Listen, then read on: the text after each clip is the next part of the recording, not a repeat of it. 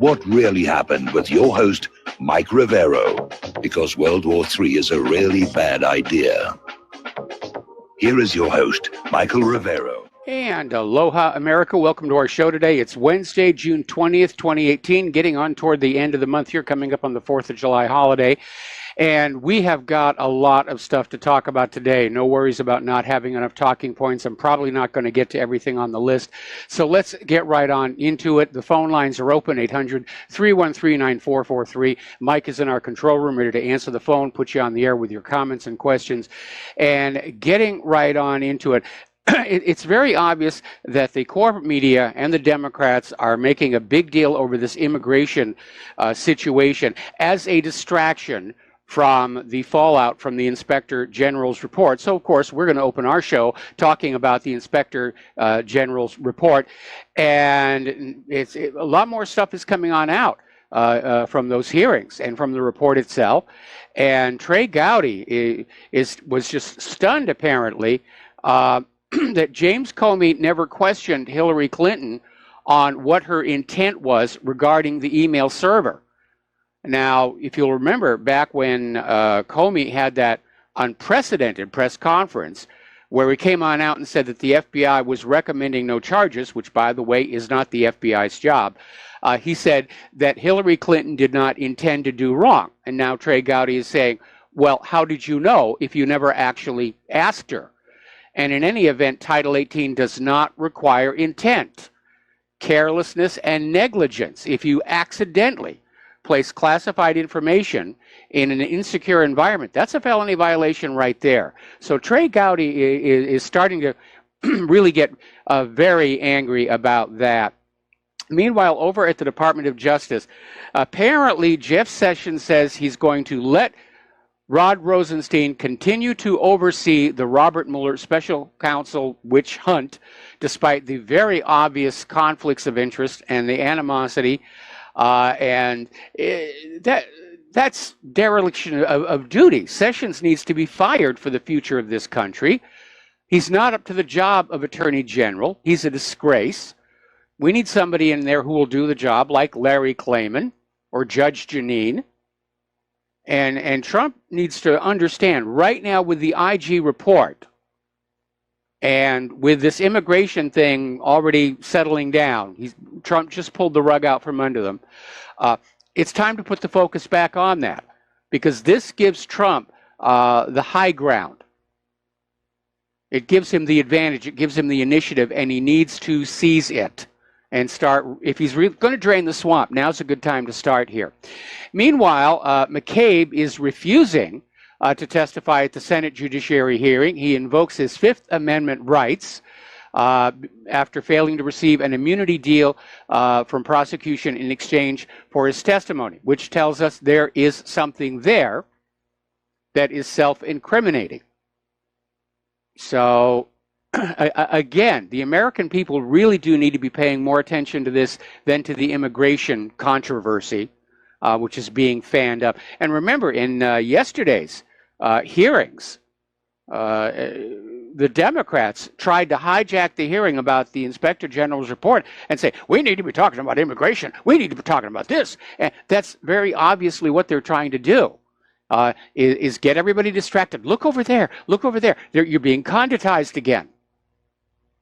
You know, they're attacking Donald Trump for a policy that goes back to the Bush administration, but they're doing it right now because they don't want you, the American people, realizing just how crooked the FBI and the Department of Justice were in their investigation of Hillary Clinton. And, well, they didn't even investigate Hillary Clinton. They investigated the server itself, which is like investigating a gun, but not the person whose finger was on the trigger. Now, Inspector General Horowitz has confirmed he's investigating whether Strzok's anti-Trump bias impacted the launch of the Russia probe. And once again, we're seeing how the Democrats and the corporate media jumped the gun, because when the IG report came on out, the first thing they said is, oh, there's no bias. There's no bias whatsoever. And all the report really said is, we haven't found any yet. And now we're hearing from Horowitz, they're still looking. They are still looking. Now, we know that Strzok had an anti-Trump bias because of his text with Lisa Page, especially that one where he says, we're going to stop Trump, meaning we're going to stop Trump from getting into the White House, which, by the way, was not in the earlier text message logs given to these Senate committees. It only showed up recently. Now, we had heard about it out on the internet a long time ago, but it wasn't in the official version of the text messages given to the committees until recently. They were stonewalling. They were trying to hide it. And we still have that other issue that came up where apparently that a top-level Clinton campaign operative, Amanda Renteria, and Attorney General Loretta Lynch exchanged highly classified material with each other in 2016. Now, the first question that I would ask, I mean, apparently whatever it is so sensitive, Horowitz refused to talk about it in the hearings. But if it's highly classified, the first question that comes to me is, did Amanda have the necessary security clearances to be seeing that information? Because after all, she's just a campaign operative. She's not actually working in the government. And if she does not have the security clearance to see that information, then former Attorney General Loretta Lynch is also guilty of Title 18 violations. We're going to do a shout out now to our on-air affiliates who are just now rejoining our network. So the IG report is out there questioning why the FBI did not investigate Huma Abedin's emails during the Hillary probe. And there was clearly a probable cause issue, especially after these things started coming out about Anthony Weiner's laptop, which was seized by New York authorities in an unrelated investigation into Anthony Weiner's sending pictures of his wieners to underage girls. And they found all this email, including classified documents. And right there was the probable cause. They should have been a point of interest. And the FBI did not look. Now, apparently, Horowitz is saying that there are additional anti-Trump text messages from Lisa Page to Andrew McCabe showing an anti-Trump bias that have still been withheld from the public. Just stonewall, stonewall, stonewall, cover up, cover up, cover up, cover up, cover up. Now, another issue that Horowitz is looking into. Remember, we reported how the IG report said that there were certain FBI agents who had leaked information to journalists in exchange for gifts, meals, tickets to sporting events, access to non-public events. These are important little things to a journalist, that last one especially here. But apparently Horowitz is now saying there were over 300 specific incidences of bribes being given to FBI agents by journalists. And he further came on out and said that 2 FBI agents who hated Trump are still working for Robert Mueller. And again, remember, Robert Mueller's entire legal team, his entire staff, are made up of Democrats, Clinton supporters, Clinton donors. It's very obviously not a fair and balanced and objective investigative team. They're all out there with a mission to get Donald Trump any way they can. Now, Representative Mark Meadows has unmasked these 2 unidentified Trump-hating FBI officials that were being referred to as Agent 1 and Agent 2. And one of them is Sally Moyer. The other is Kevin Kleinsmith. And they were also engaged in a romantic relationship like Strzok and Page. A lot of nookie going on over there in the FBI building, it looks like. In the case of Sally and Kevin, they did wind up getting married. So good for them, and congratulations to the newlyweds. But they still hate Donald Trump, and they're still working for Robert Mueller's investigation. Now, speaking of the FBI, Director Christopher Wray, when he testified to the Senate Judiciary Committee, came on out and said that Robert Mueller's investigation is not a witch hunt. So here we have yet another FBI director who is part of the cover-up. And it looks like both the Department of Justice and the FBI are simply handed off from one protector of the deep state to the next, to the next, to the next, to the next. And it's probably been decades since we've had an attorney general or a director of the FBI who were actually doing the job they're supposed to be doing.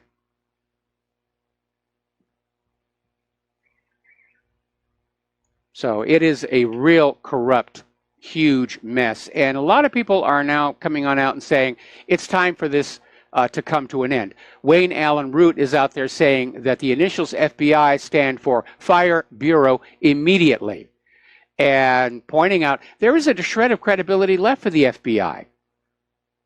The FBI leadership and their top agents, investigators, were involved in a vast criminal conspiracy to rig the 2016 presidential election. These aren't guesses or opinions. These are facts gleaned from these text messages sent by these FBI employees. And we know that the FBI, at least, has been playing these kind of games for a very long time, going on back to, COINTELPRO, the day the hippies took over Disneyland, the framing of James Earl Ray. Another article that's coming on out from Reason.com. After the IG report, let's kill the FBI while we can. So word is getting on out there to the public, and the public is starting to basically say, yeah, these agencies do not serve the American people. They should be shut down. They're a waste of taxpayer funds. And I'm sorry for all those lower level employees at the Department of Justice and the FBI who are not part of the criminal conspiracy, but you have to bear some of the responsibility for this, for not standing up and blowing the whistle. Your silence made you complicit. You're an accessory after the fact. When I first started doing my website almost a quarter of a century ago, I really thought that the wrongdoing I was discovering was confined to a very, very few people, and that our government was filled mostly with honorable individuals who really wanted to do a good job and serve the American people and serve the Republic. And I kept waiting for some of the other people in these agencies to stand up and say, we're going in the wrong direction. And sadly, it never happened. And we know now, looking back, that anybody in any one of these agencies not willing to go along with the conspiracies against our republic is ejected, gotten rid of. So it's time to pull the plug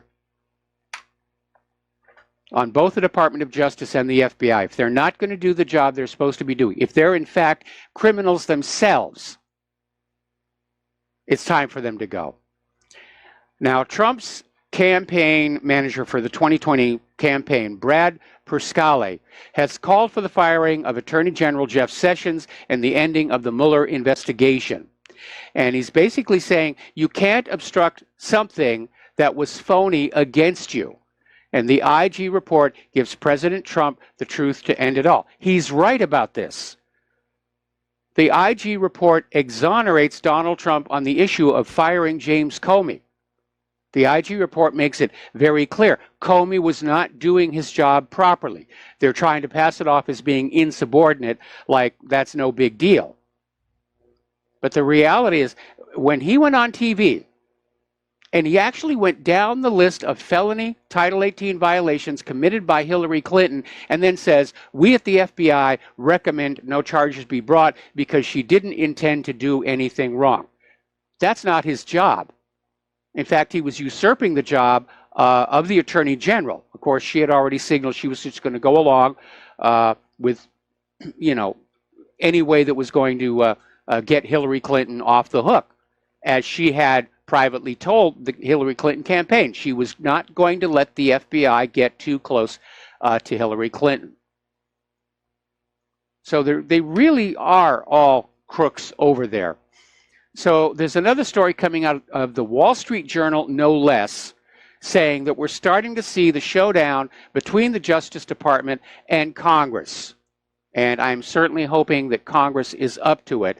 But we're starting to hear talk about in the impeachment of Rod Rosenstein, not the firing of, just outright impeach him. Congress has that right.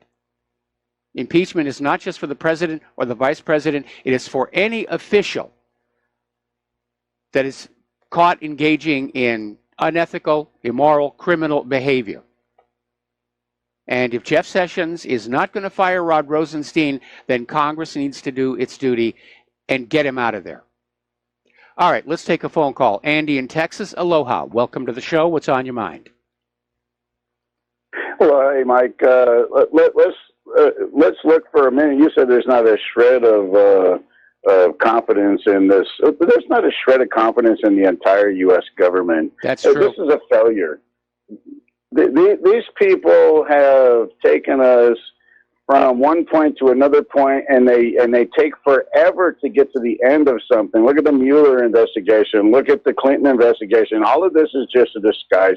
This is far too fast for the American people. But look at how they can jump into a courtroom and use their Bill of Rights to save their behind. But you go to a courtroom and jump in there and try to save your butt with your Bill of Rights, and guess what happens to you?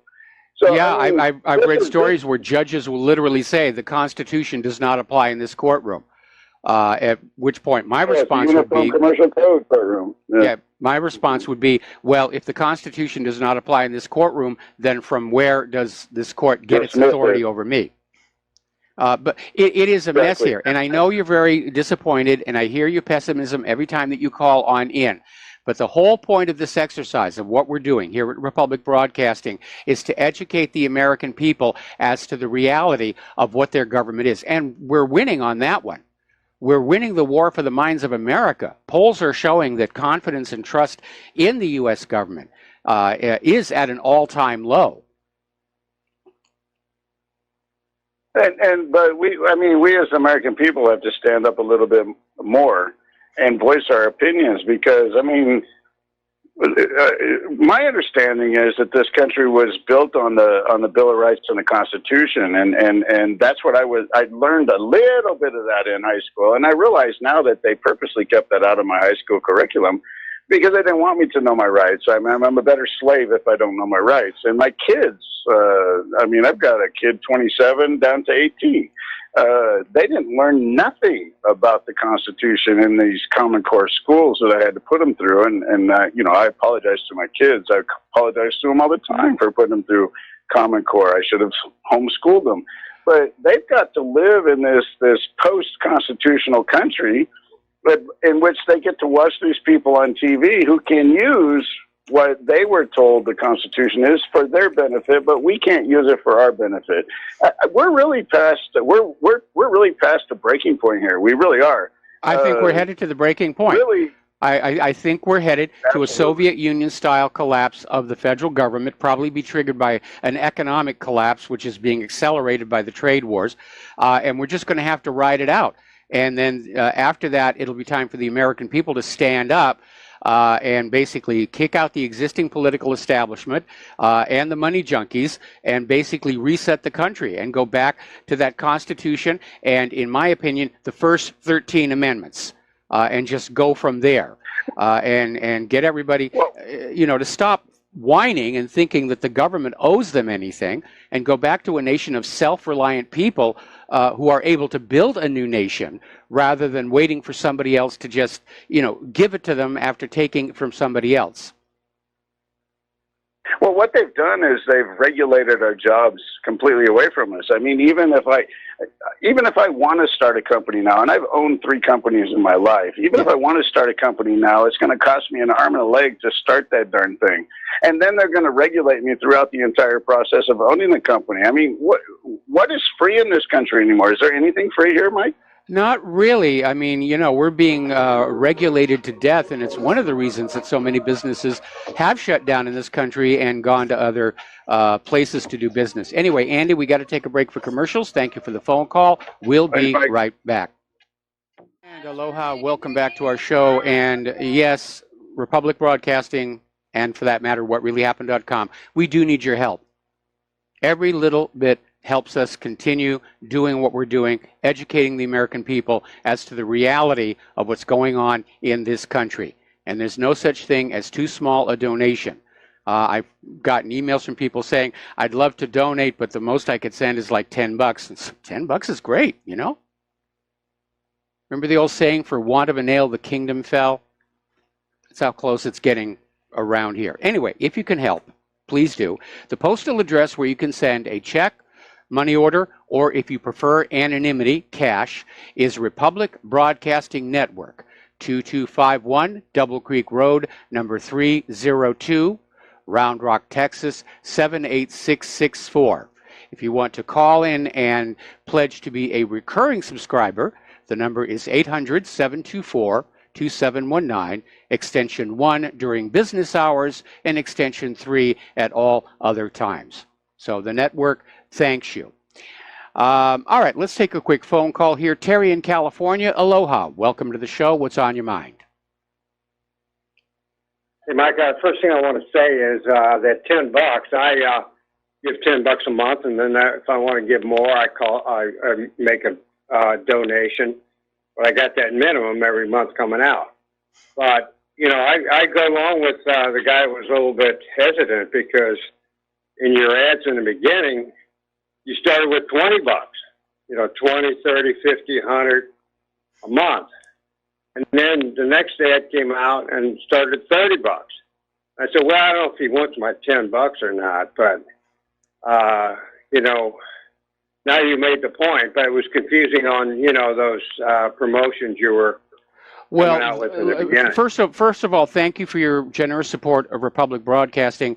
And second, those ads were scripted. To be recorded. And I don't think anybody was really paying attention to the numbers. They just said this is a starting point. But I've had people donate just a single dollar to whatreallyhappened.com. And every bit of it is greatly appreciated because we're in a fight, not just for the future of our republic, we're in a fight for literally the life of the entire world. Because if we're already in a world war, and if it escalates to peer-to-peer, China, Russia, the United States, and it goes nuclear, it's going to be a bad day for anybody not wearing 2 million sunblock. And that's why we're doing this. We're dealing with government leaders who are absolutely convinced that they can win and survive a nuclear war. And frankly, I think they're delusional. Yeah, I agree. The other thing is, you know, like Julie out there in Round Rock, you know, you kind of reserved her phone number for somebody who wants to call on a recurrent basis. Why can't I call her and say, I want to, you know, I've already given $10 a month and I want to give another 45 this month because I got it available. I'm on a fixed income. You know, instead, I guess in order to do that, I got to go to your website and do all that stuff with PayPal and all that stuff. Or you could just, you know, if you've got a little extra, if you've got a little extra to send, just write out a check and send it to Republic Broadcasting Network. And you have to write it out payable to Republic Broadcasting Network. However you can make it work, it is greatly appreciated. Yeah, well, then I got to find my checkbook and write a check, find a stamp, envelope. If I can just call her and give her credit card number, you know, during the month, it's not a recurrent gift, that'd be more convenient for me. I have to be very honest. I don't know if they can take. Oh yeah, I just got it from our control room. They can take a credit card at any time. Yeah, because when you advertise this, you say for, you know, only recurrent donation, call this number. Why can't I call it, you know, if I want to do a one-time thing? Because I already got the recurrent one going. Yes, you can. Yes, you can. I mean, John Stadmiller wanted to get subscribers like PBS has, and there are a lot of people who donate using PayPal who just have an automatic payment thing set up where it's like $5 every month and so forth. But however it can work. But yes, you can call that number and they will take a credit card from you. Okay? Okay. Yeah, the reason I called, Mike, was you know, we're talking about Comey and, you know, against Trump and supporting Hillary in the election and all that. I'm trying to figure out why then, if he's doing that, why would he drop the charges against Hillary and then right before the election put him back on again? you know, because that probably really hurt her. I think she was I'm not a supporter of hers, of course, but you know, it seems like if he wanted to support her, he wouldn't have come back with those charges right Well, before the election. his hand got forced. First of all, he never charged her. All he did was reopen the investigation, but his hand got forced by the Southern District of New York prosecutors who had Anthony Weiner's laptop, and they were out there threatening to go public that, yes, there were additional emails, including classified information, and now, of course, it's come out in the IG report that Comey just didn't want to deal with it, but his hand got forced. Anyway, listen, Terry, got to do another commercial break. Thank you very much for the phone call. Thank you for your support for Republic Broadcasting. Thank you for your support for WhatReallyHappened.com, and we will be right back. And aloha, America. Welcome back to the show. And we're talking, obviously, about the IG report and its fallout. And now that Trump has ended the controversy over the child separation at the border, the Democrats don't have a distraction. They're going to try and come up with one, but we can put the focus back on the IG report. Representative Mike Rogers is out there saying it's time to fire Peter Strzok. Now, he has been escorted out of the FBI building, but he is still being employed, technically working for Human Resource Department. But even Chuck Grassley is out there saying, look, if the people who did these wrong things are not fired, then nothing changes. And he's absolutely right. Because if you turn a blind eye, if people like James Comey can behave the way they did and nothing bad happens to them, they'll just go on doing more bad things. So, yeah, there needs to be some impeachments and some firings. And, yeah, that whole... I understand how impractical it is to get rid of the Department of Justice and the FBI, but definitely that top leadership should all be completely replaced. Meanwhile, in another part of the swamp here, article came out of no less than Fox News asking, why is the Democrats' bizarre IT scandal still being ignored? Because there is a serious situation there. You have the Awan brothers, who were hired in to be IT experts by members of Congress and Debbie Wasserman Schultz. They apparently, because of Debbie Wasserman Schultz, did not go through the normal vetting. And Imran Awan was doing work for a number of House members, and then he was joined in this work by 7 other family members who had almost little or no computer technology expertise, including his wife and 2 brothers. And at one point, one of his brothers was actually fired for incompetence, but he was still being paid by other congressional offices. Now, in February of 2016, the House Office of Inspector General revealed $120,000 worth of office equipment belonging to the office of Congresswoman Yvette Clarke went missing. And at that time, Imran's brother, Abid Awan, worked for Representative Clarke in an IT capacity and was thought to be involved in the equipment's disappearance. Now, don't forget, when Imran Awan was getting ready to leave the country, his neighbor just noticed that the trash bins were just filled with all of these computer components, hard drives, and all sorts of stuff that were clearly stamped as property of the U.S. government. And he reported it, which is what brought this whole scandal to light. And now we know that the Awan brothers, especially Imran, were improperly accessing the computers of members of the United States Congress. And so the question has to be, was espionage being committed? Now, what's really interesting is that after Imran Awan was basically forbidden, kicked out of the Congress over suspicions of improper access to these computers, he continued to be on Debbie Wasserman Schultz's payroll right up to the day he got arrested. Why is this still being ignored? There is a there's probable cause for a full investigation. But if I am correct in my theory, that Hillary Clinton was replaying the 1996 Chinagate scandal using her private email server with weaker security than Ashley Madison to sell U.S. secrets to foreign interests, and using her charitable, and I use that word loosely, foundation to collect and launder the money.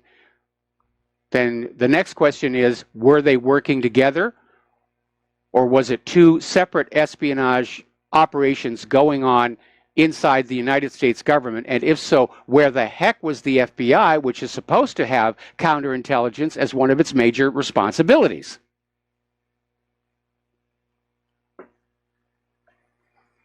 So now the Democrats are coming on out. They're starting to declare war on Trump supporters again. They're starting to ramp up for the midterms this November.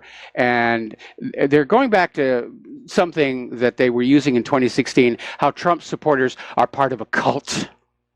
They're members of a cult. And they're not rational people. They didn't vote for Trump because they actually thought he was better. They're part of a cult. And talk about the pot calling the kettle black, because we know that Hillary Clinton ran her entire campaign as a personality cult. There never really was a platform that they were running on. But the main takeaway from the IG report, and this is something I hope you will all share with all your friends, the IG report makes it clear there was never a proper investigation of Hillary Clinton and her email server. They didn't even investigate Hillary herself. It was just the email server. That's in the IG report. So there's never been a proper investigation into why and how Hillary was using this private email server and whether or not it was being used for espionage. Remember, the hacker Guccifer, who broke into her server and said it was actually very easy to do, saw there were at least 10 other foreign IPs logged in going through the documents on that server.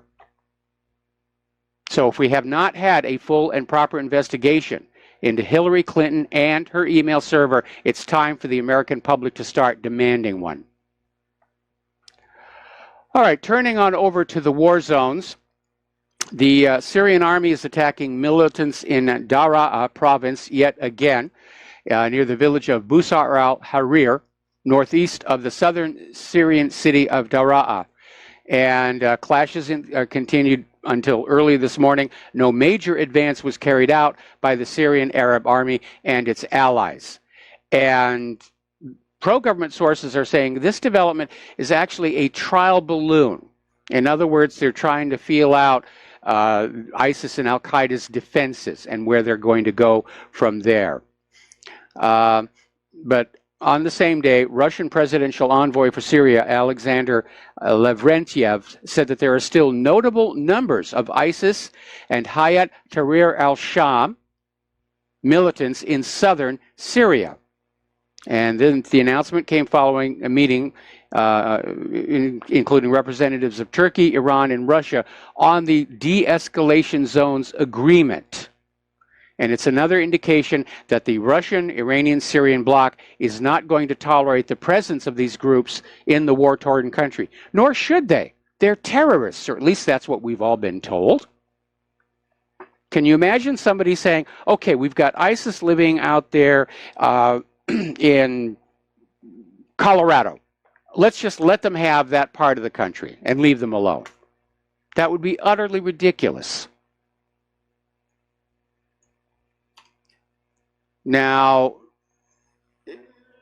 apparently the Syrian city Swida has been shelled by the Syrian opposition factions. This is the first time they've been hit with artillery since 2015. But apparently there were no casualties. Mostly just building damage. And Israel managed to lose one of their surveillance drones patrolling the northern border, and it fell in Syria. And I imagine the Syrians are going to grab it and reverse engineer it. It's one of their Skylark drones. It's a very small, very lightweight surveillance drone. It's not weaponized. But Syria may reverse engineer it in order to figure out ways to jam it or bring it down. Now, despite the U.S. Senate voting to block the sale of the F-35 to Turkey, apparently Turkey is expecting the U.S. will deliver at least the first batch of fighters on June 21st. They were already apparently on the way.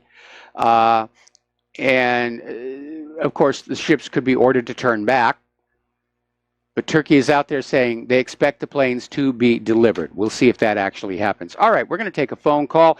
Peter in Los Angeles, aloha. Welcome to the show. What's on your mind? Hey, Mike, wanted to just comment on something that you were talking about earlier about the, quote, investigations and all that. Yes. And how, and remind everybody that they didn't even look at Hillary's server. It never was even looked at. The whole thing revolved around that. It didn't even look at it. And of course, Hillary was not put under oath. And she was never even put under oath, never had to testify. And everybody around her was given immunity. All the direct reports were given immunity. Yes. So, and Mike, it's very reminiscent to the way after 9/11, when they did the 9/11 investigation and commission report, and where Cheney and Bush were not under oath and testified together. Remember, on the buddy system. Yes. Remember, but that's the way it works. Nothing ever happens. Nothing ever will. These people are above the law. This whole system's got to go. I think this whole system is self-destructing. And the main reason that's happening is because the American people are now awake and seeing the real nature of the government. All that propaganda that we got fed in grade school, we're all realizing. We're looking back on it and saying, what a load of bovine excrement we were being fed about our nation and our government. And we know that now. And if you have a government that has lost the trust and beyond that, the obedience of their general population, that's a government that's definitely headed for a major fall, especially when you bring in just how fragile the economy is right now and how overstretched we are militarily around the globe. Yeah, it's like, remember, the Gettysburg Address, of the people, by the people, for the people. Yes. It's of the billionaires in Israel, for the billionaires in Israel, by the, that's what it is. Yeah. And it's the billionaires over everything. And eventually, everything comes around to what they want. And the government's for sale, and the government's just to exercise their will. And they will not, Mike, they'll never hamstring the agencies, the agencies they rely on to coerce people to do their bidding, to be hamstrung. So the FBI is there, and the Justice Department is there to uphold what they want to do. The deep state, the billionaire owners, will never allow that to be compromised, so that they can oppress us all the better. Well, in hindsight, it's obvious that Thomas Jefferson was correct, because when the Founding Fathers set up this nation, they tried to come up with a government system that would prevent powerful individuals from hijacking it. But Thomas Jefferson said at the time it wouldn't last. He predicted that the United States that he had created would only last about 100 years, because by the end of the 100 years, it would have been corrupted by the wealthy and the powerful, and there would be a need for a new revolution.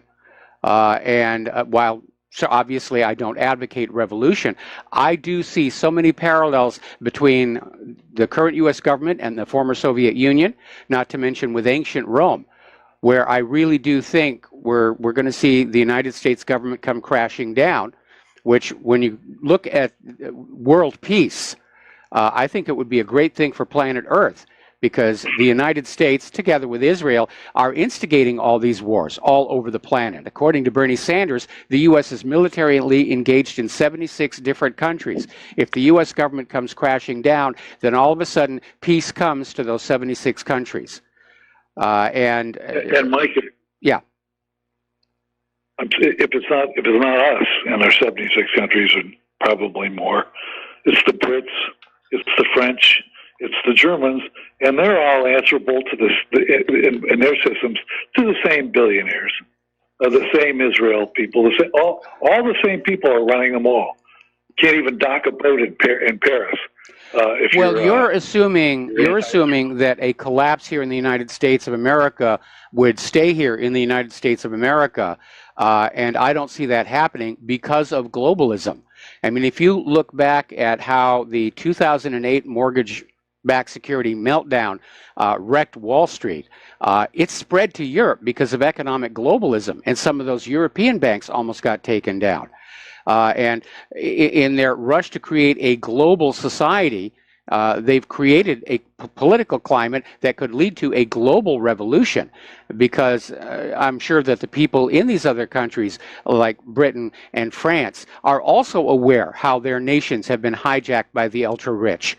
And as we saw back in France, there comes a point where people just say, enough is enough.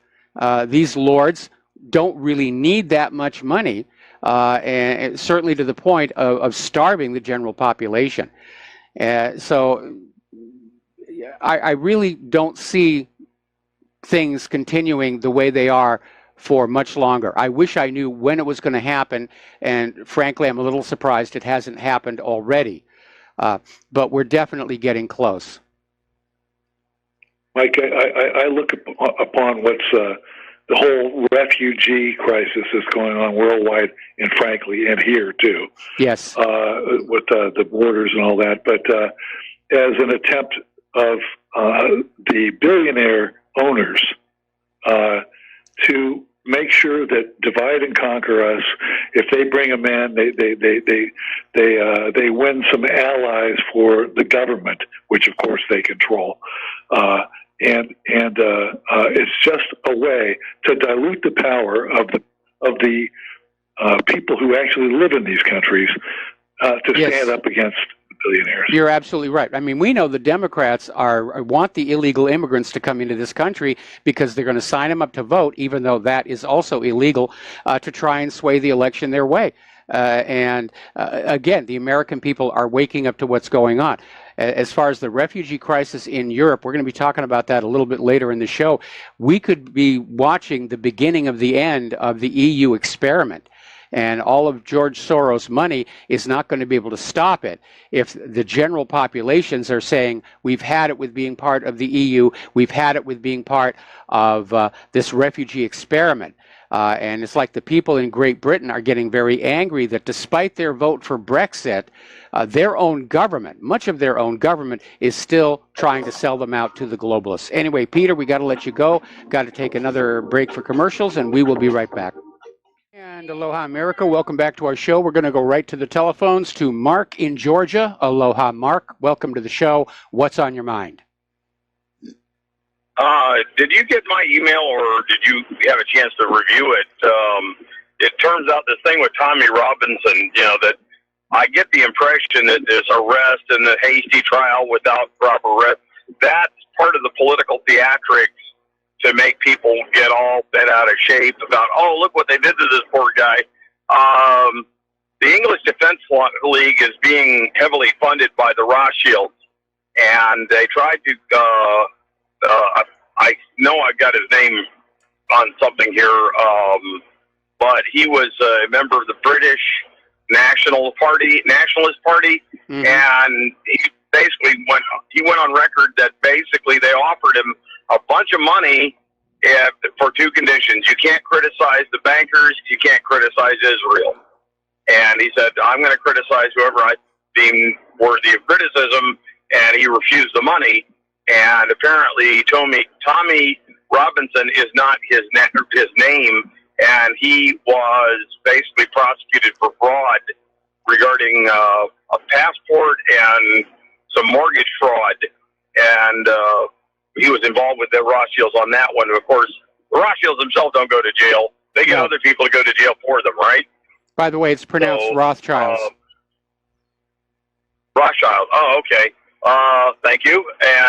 But like I say, did you get a chance to review that email I sent you, or no? I did get it, and I did look through it. But at this point, Tommy Robinson is kind of low down on my list of priorities. I mean, I covered the story when it first happened. I understand. And, you know, again, the wars and the Inspector General report and the political corruption are taking priority. And as I said at the top of the show, I've got more talking points than I'm ever going to get through on today's program. I understand. That's fine. I can't cover everything, and Tommy Robinson's just not a priority. Right, but you do appreciate that this thing about his being arrested and put in jail, and then they're reporting that the jail he's in is in 70% Muslim population. Well, that turned out to be that's fake news.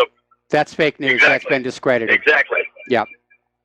Yes, and so that's the thing is that this whole thing looks like as far as I know, he's over in Club Med, you know, having drinks with hot women, you know, while they're making all this theatrics go on, because we don't really know where he is right now.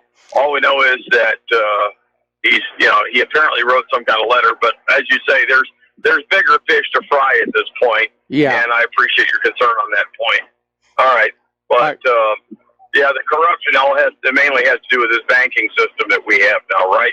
Well, the entire banking system is corrupt, and I don't know if you're watching on YouTube, but I'm wearing a T-shirt sent in by a listener that says, Jesse James was right, the bankers are the real outlaws. Really? So yes. You have is that on your What Really Happened website where I can get the link to your YouTube where you go on live on YouTube right every day? It's right up at the top. Anyway, I got to let you go. We got to do station identification, and we'll be back after these few words. And aloha, America. Welcome back to our show here. And if you watched Donald Trump's presser this morning, where he was talking about signing the executive order over the separation of children from families, something very weird kind of happened on ABC's feed. Because right in the middle of it, that little lower third, the chyron, came up with a banner headline, Manafort pleads guilty to 5 charges of manslaughter. And it wasn't up there for very long, but of course, Manafort has not, in fact, pled guilty to 5 charges of manslaughter. He has not been charged with manslaughter. And ABC has tweeted out an apology and say they're investigating to find out what happened. Well, I would say that somebody with a political bias at ABC just decided to sneak that in there and get some fake news going. But that's very unprofessional. And maybe it's my bias coming out of having worked in the entertainment industry and having actually worked for ABC briefly during that time. It's unprofessional to do things like that. And it seems like with all the political corruption coming out of our capital, it's starting to impact the rest of the country. There's an old saying that a fish rots from the head. And another way of putting it is that any hierarchical structure, whether it's a corporation or an entire nation, will eventually inherit the morals and manners and behavior of those at the very top. And we certainly seem to be seeing that a lot. Okay, let's get on down here to the Yemen. Things are going very, very bad there. After 3 years of conflict, it's estimated 22 million people out of a population of 27 million in Yemen are in need of humanitarian assistance. Some 4.5 million children and women are suffering from malnutrition. 2.9 million people are internally displaced. This is a humanitarian catastrophe by any measure. And still, Great Britain and the United States and Saudi Arabia continue to pound on them because they won't accept their internationally approved government. Now, the corporate media likes to call them the Houthi rebels. They're not rebels. The Houthi are the government of Yemen. They were the government of Yemen before the U.S. went in several years ago and did an intervention and brought down the legitimate Yemeni government and put in puppet rulers. And the people of Yemen said they don't want to live under puppet rule. And that's where this all came about. The U.S. needs to smash Yemen down and make an example of them so that the rest of the provinces of the American empire don't get these uppity ideas that they can stop being part of the American empire.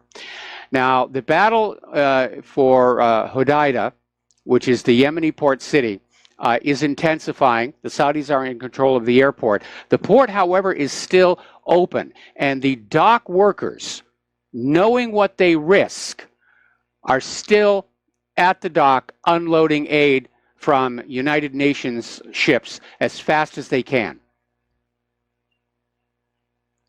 And they know how important it is. Now, at some point, sadly, I think the port is going to fall under the control of the U.S., Saudi, British, I think French are in there now, coalition. And the people of Yemen are going to be cut off. And at that point, I would like to hope the United Nations would step up and say there has to be humanitarian aid. But of course, if it goes to the Security Council, it'll get vetoed again by the United States, possibly Great Britain. Meanwhile, Saudi Arabia has announced they're going to have a relief plan. Not to worry, there's no humanitarian disaster coming. We're going to take care of it all. But the International Rescue Committee has dismissed this Saudi coalition relief plan as little more than a public relations gimmick. And that if Saudi Arabia really was concerned about the civilian, non-combatant population of Yemen, then what they would be easiest to do is to keep that port open for humanitarian aid after they take control of it. But I don't think that's going to happen. The goal is to literally starve an entire nation of people into surrendering their own government and accepting foreign rule. We're getting reports from some of the Yemeni prisoners that the United Arab Emirates officers are engaging in torture, that they've set up 18 secret prisons in Yemen. This is being reported by Associated Press. And it's like Abu Ghraib all over again. Humiliating sexual torture, real torture, and all of it backed by the United States government. All right, we're going to do a shout out now to our on-air affiliates who are just now rejoining the network. Now, Russia's Foreign Minister Sergei Lavrov, at a meeting with CSTO foreign ministers in Almaty, announced Russia's desire to gain access to what are called reference laboratories that were opened with U.S. financial support in Armenia and Kazakhstan. What he's talking about are laboratories producing biological weapons.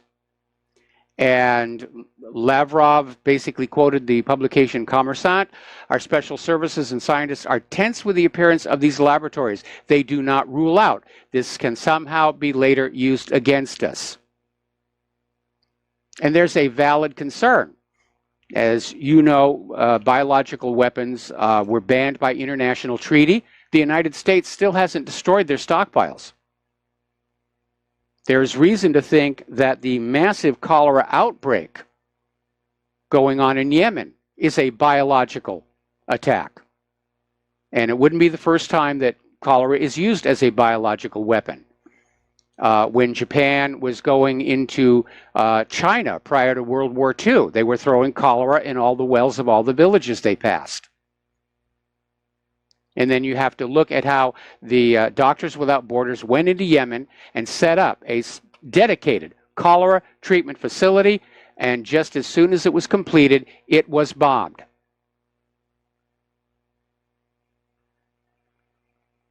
Down in Israel, there's been more bombings by Israel in Gaza. They hit 9 targets in Gaza, insisting that they're only targeting Hamas infrastructure. But in a place packed that tightly, you can't avoid hitting civilians. And it's not like Israel has ever demonstrated a concern about not hitting civilians, especially if you remember the Bloody Monday massacre, where those Israeli snipers in fortified positions were shooting at civilian non-combatants with these butterfly bullets that are designed to inflict maximum damage. They were hitting protesters, they were targeting the journalists, they were targeting the first responders.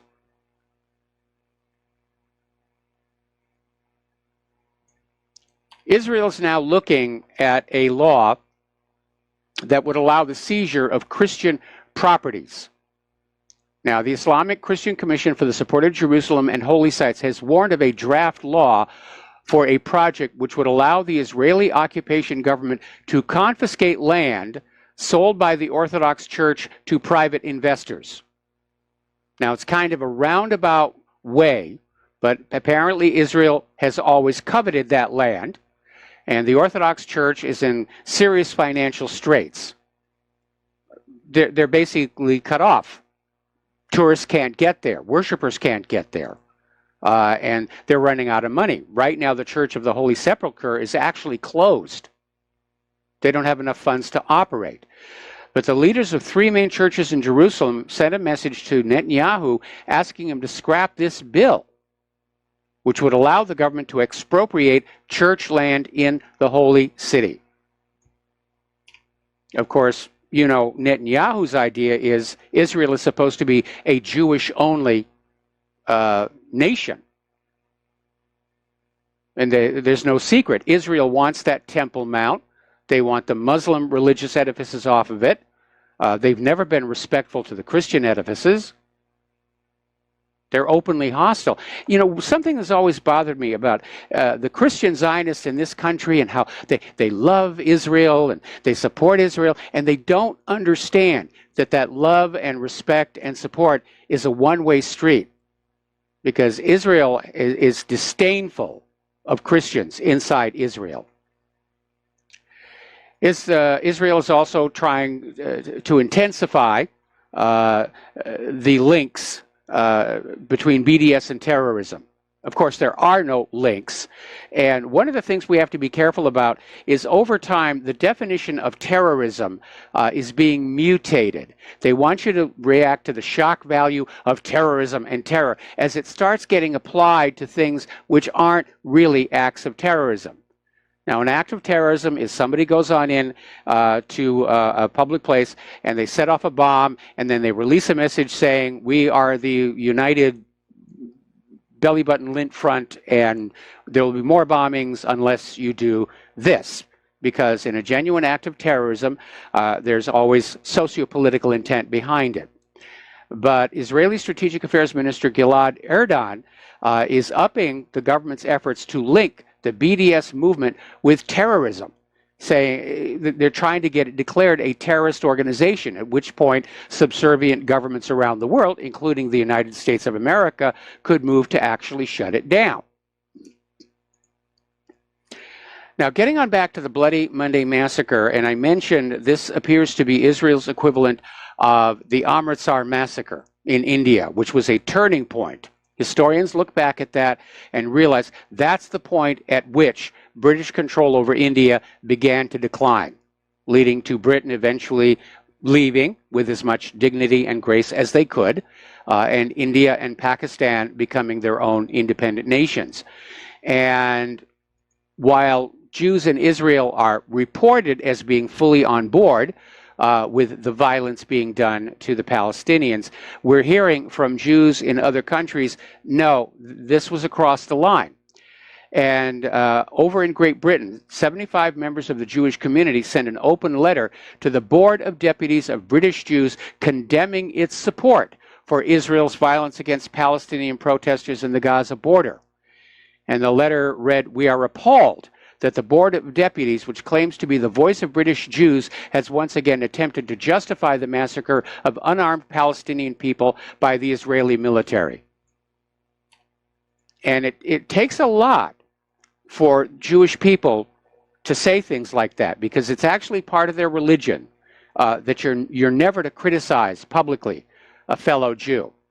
And so they're literally going against their own religious dogma to stand up and do what is, for lack of any other description, to do what's right. to do what's right and point out that what Israel is doing to the Palestinians is wrong. And it almost looks like Israel is just ramping up the abuse and provocations, because now we're hearing that Israeli soldiers are setting dogs on elderly Palestinians and kids in the Jenin refugee camp. And when they go into the Jenin refugee camp, apparently these 10 Israeli soldiers raided the refugee camp at 4 o'clock in the morning with 2 attack dogs. They forcibly entered 2 homes, woke up all the residents, turned the homes topsy-turvy, and detained 2 people.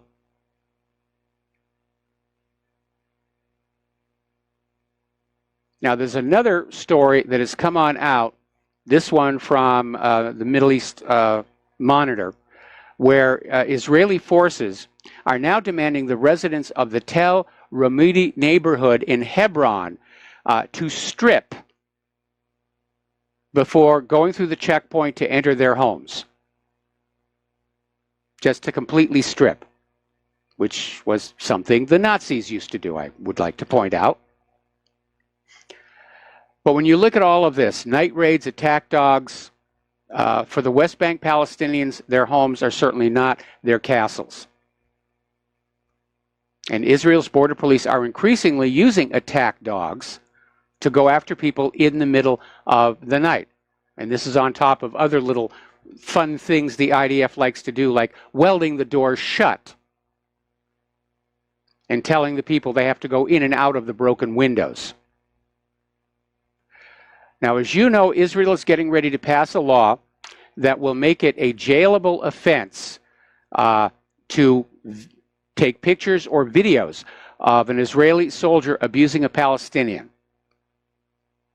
And this bill was proposed by 4 members of Avigdor Lieberman's far-right Israel Beitenu party, and they're making it a crime, punishable by 5 years in prison. And if they can add on that the intent is to harm state security, the punishment doubles to 10 years in prison. And according to Haaretz, the bill is expected to gain the support of the entire government in a vote on Sunday. Now, there is a bit of a wrinkle, because Israel's Attorney General is saying that the bill in its current form will not pass constitutional muster. So we have one person who's standing up and saying, this is not really something that is right to do. But Israel apparently is panicking. They've got a PR disaster on their hands. I mean, Israel has been abusing the Palestinians for decades, but they got away with it because the rest of the world got a highly sanitized, filtered, manufactured image of poor, helpless Israel and those evil, mean Palestinians. And they worked hard to maintain that illusion, and that illusion is now gone. And Israel doesn't want to change their behavior. That would be tantamount to admitting that what they were doing was wrong, and Israel never admits that they do something that's wrong. So now they're trying to basically get control of the information. They want to basically bring down, if you will, a video curtain around Gaza and the West Bank, so that the corporate media can go back to selling the idea of poor, helpless Israel under existential threat from those mean, evil Palestinians.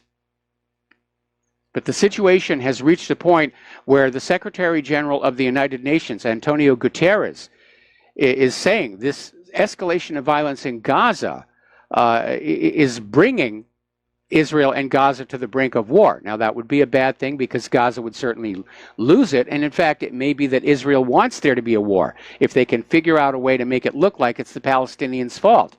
And we've seen over the past decades, every 3 to 5 years, Israel will gin up an excuse and just go on in and bomb the heck out of Gaza. Now, Guterres came on out and said that Israel's military has a responsibility to exercise maximum restraint, and that such violence, as we've seen, should only be a last resort if Israel is actually being threatened, which Israel's trying to claim, that the Palestinians along the fence, they're there with Hamas, they're going to rush the fence and kidnap Israeli soldiers. And no, the videos show they were out there with banners protesting for their right of return, which was guaranteed to them by the United Nations and agreed to by Israel as a condition of its membership in the United Nations. Now, as you know, Donald Trump has pulled the United States out of the United Nations Human Rights Council, screaming that it's biased against Israel because, I mean, come on, what nation isn't shooting its own civilians with these expanding bullets? And the rest of the world has absolutely condemned the United States for this. The EU has condemned the United States for pulling out of the Human Rights Council. China's condemned it. And I want to point out this utter hypocrisy here, because when the U.S. first went into Syria, they said the reason we have to go on in there is that Bashar al-Assad is killing his own people. He's killing civilians in his own country. And they've used that excuse other places. They used it in Iraq. And yet here we have Israel, where the government is killing their own civilians with these illegal bullets. And the U.S. response is, well, it's no big deal. You know, how dare the Human Rights Council make a big issue out of this? I mean, it's just not really a big deal. It's not worth talking about. But it certainly will end the United States' image as a champion of human rights around the world. We'll be right back. And aloha, America. Welcome back to our show here. So let's talk about the economic news, because along with the very real wars all over the globe, there is an economic war, a trade war, that is rapidly escalating. And the main theater of operation, if you will, is China. And as one side will do tariffs and then the other side responds, and then Trump adds more, and then China adds more. And it is escalating. And as a result, we've had rather rough times on the stock market. People are getting very nervous and very scared. The Dow ended in the red again today, not by that much, but it's still, I think, like the 7th consecutive day of drops here. China is cutting their U.S. investments by 92% because of the trade war. And Chinese investments totaled $1.8 billion from January through May, representing a 92% drop against the same period a year ago. That's the lowest level in 7 years. Now, one of the things that was operating here is that China was obviously making a huge amount of money off the American consumer, and then they would take that money and come back, and they would make investments in the United States, in equities, real estate. But now they're pulling that out. And that may be one of the reasons why the stock markets are not doing well, along with investor nervousness here. Now, analysts are warning, in fact, one analyst, Nikita Maslenikov, is saying that a full-on trade war with China could push the United States into a recession as early as next year. That's absolutely right here. It's absolutely right. Meanwhile, you've got the Federal Reserve is basically trying to get inflation going again, to get the money out there again. And at one time, the Federal Reserve's mandate was to maintain stable prices and fight inflation. But it's evolved to a situation where the Fed and all other central bankers basically want there to be a little bit of inflation because it drives prices up. And mostly what it does is it brings up the amount of borrowing and they make more money. But according to this article that came on out from AntoniusAquinas.com, the Fed's inflation target is impoverishing American workers. And the way that is working is happening on several fronts. First of all, as this caller the other day was mentioning, prices go up, workers demand higher wages, they get the higher wages, this drives prices up, and it becomes a spiral. More importantly, while your paycheck may look bigger because you've gotten a raise. Your actual purchasing power has stayed pretty much the same, but you get shoved into a higher tax bracket. Now, the economists can look at all their actuarial tables, but it really doesn't take a PhD to look around and realize that overall, with the exception of the money junkies, the standard of living for the American people has been in decline for decades. The millennials today, far from being able to enjoy the American dream of their parents and grandparents, can't even get out of the parents' home because of how bad the economy has become. The economy is being managed for the benefit of the money junkies. They may have just decided they can't save the system, and now they're just out to loot it and plunder as much as they can before it all comes falling apart. Story coming out of strategicculture.org talking about how Brussels is now rising in revolt against Washington. And a lot of this has to do with the tariffs and sanctions. It has a lot to do with the fact that the U.S. is trying to arm twist the EU into pulling out of the Iran deal.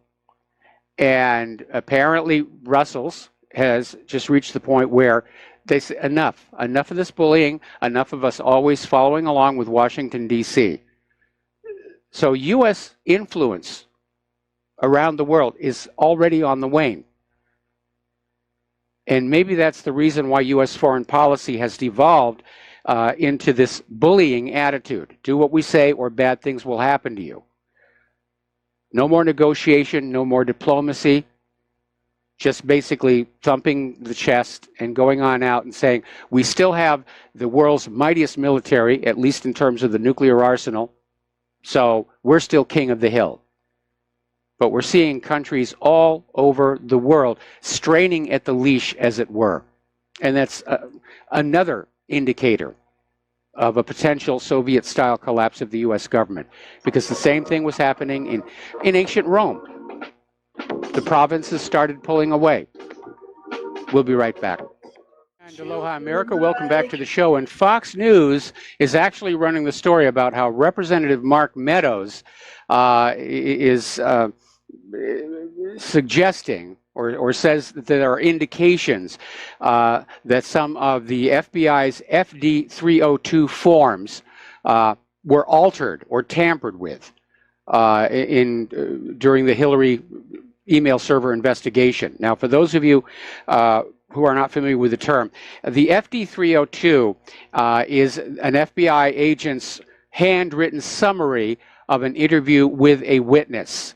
And it's basically what the FBI agent thinks was said and thinks was done.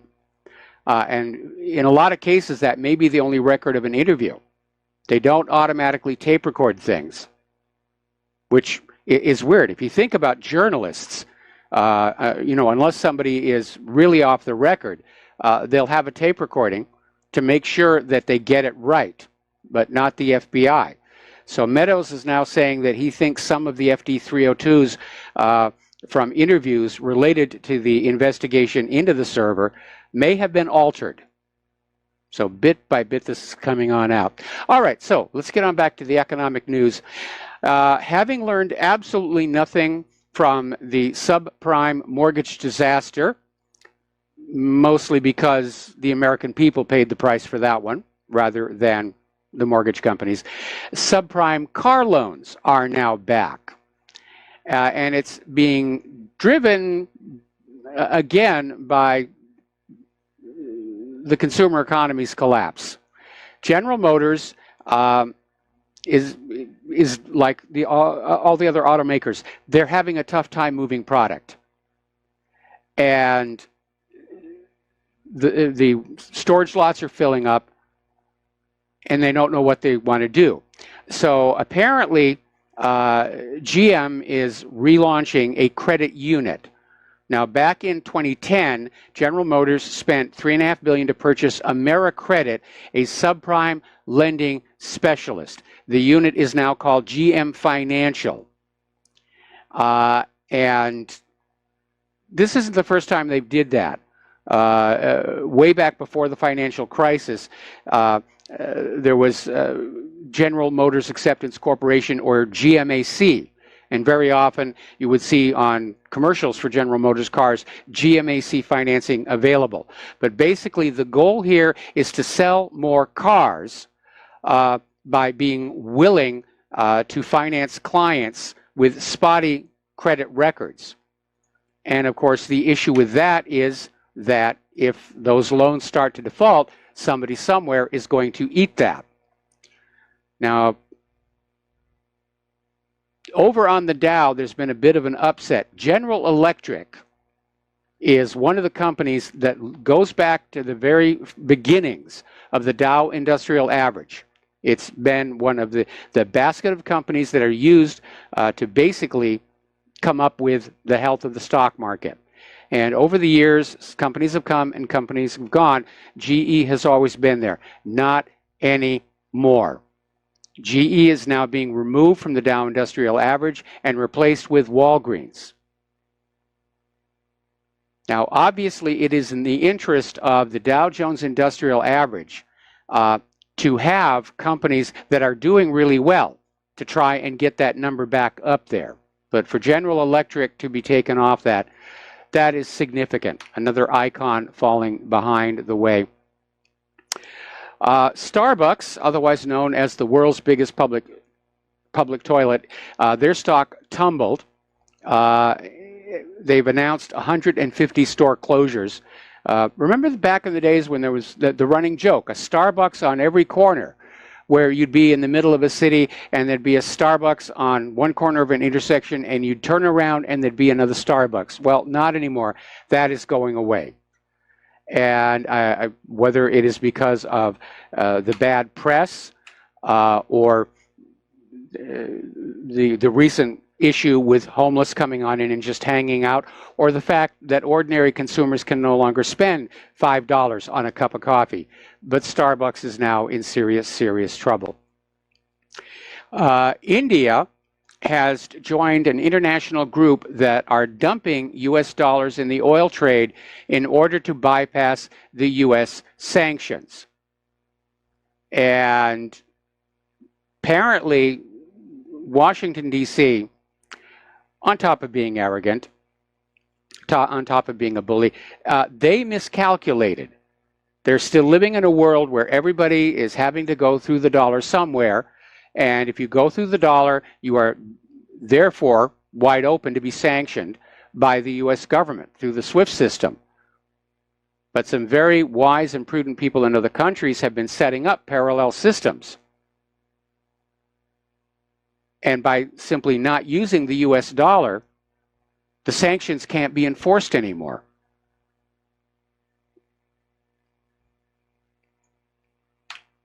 So, over in Kyrgyzstan, they're dumping the dollar and buying a lot of gold. And they're concerned about a trade war between Beijing and Washington. And Kyrgyzstan is seeking to boost the share of gold in its $2 billion international reserves to 50% from its current 16%. And the Kyrgyz central bank governor, and I'm not even going to try and pronounce that, told Bloomberg, the rules of the game are changing. It doesn't matter what currencies we have in our reserves.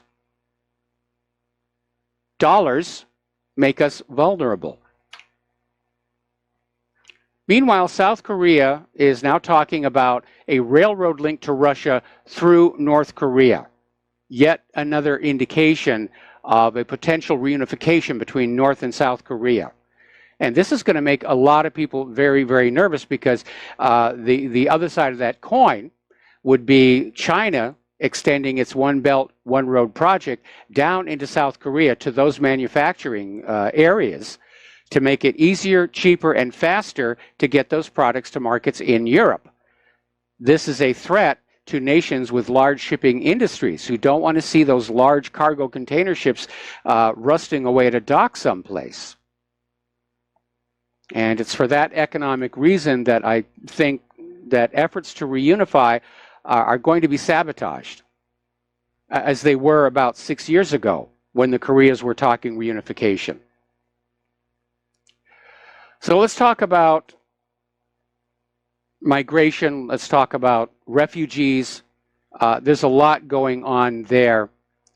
And there's an article that came out of Europe Reloaded called Europe and the Migrant Wars. And they're saying that basically the only precedents for this kind of migration into Europe goes back to the 4th and 5th centuries AD, when people who were fleeing the Huns just poured into Europe. And that did not end well for the Roman Empire, ushering in centuries which were termed the Dark Ages.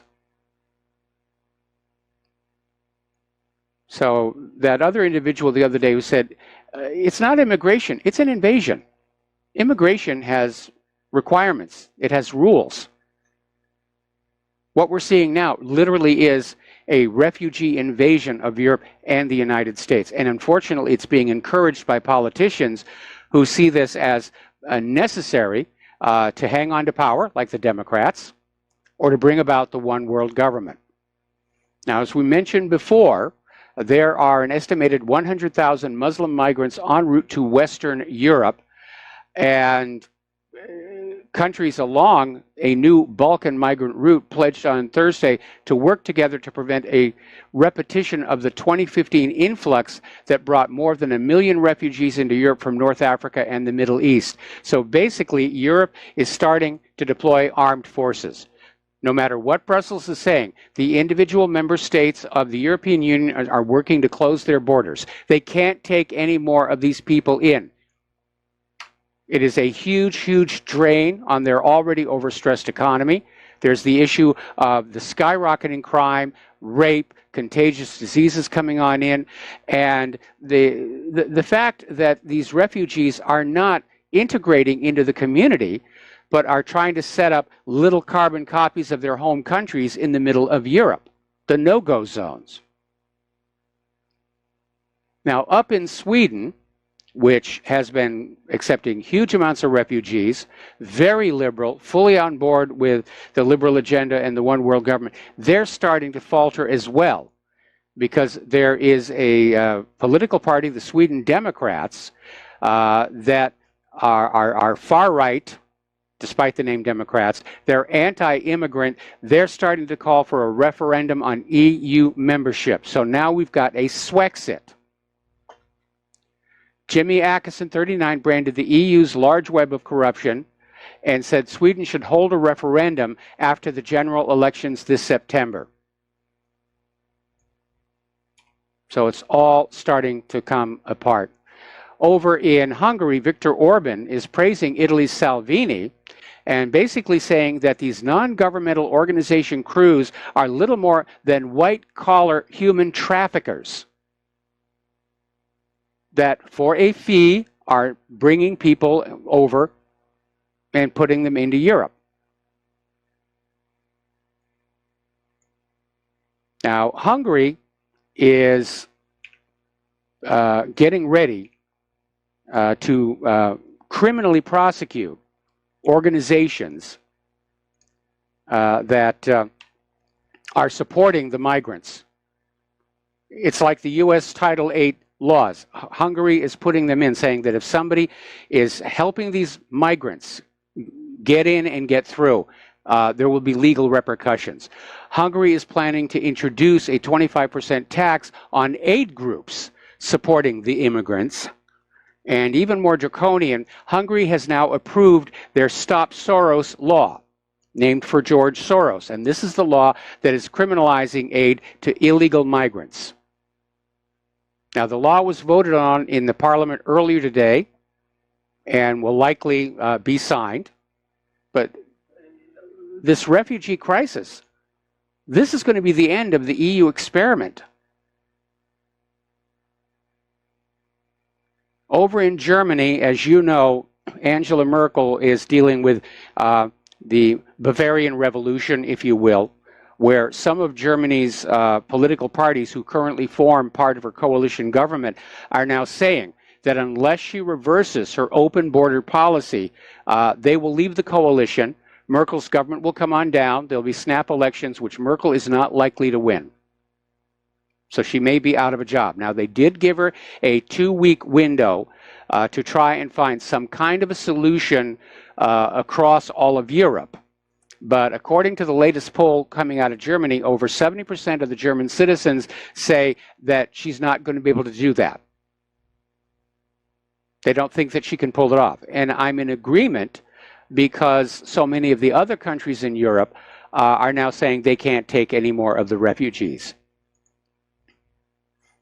Over in Italy, as you know, they just had a populist, Eurosceptic, anti-immigrant government come into power.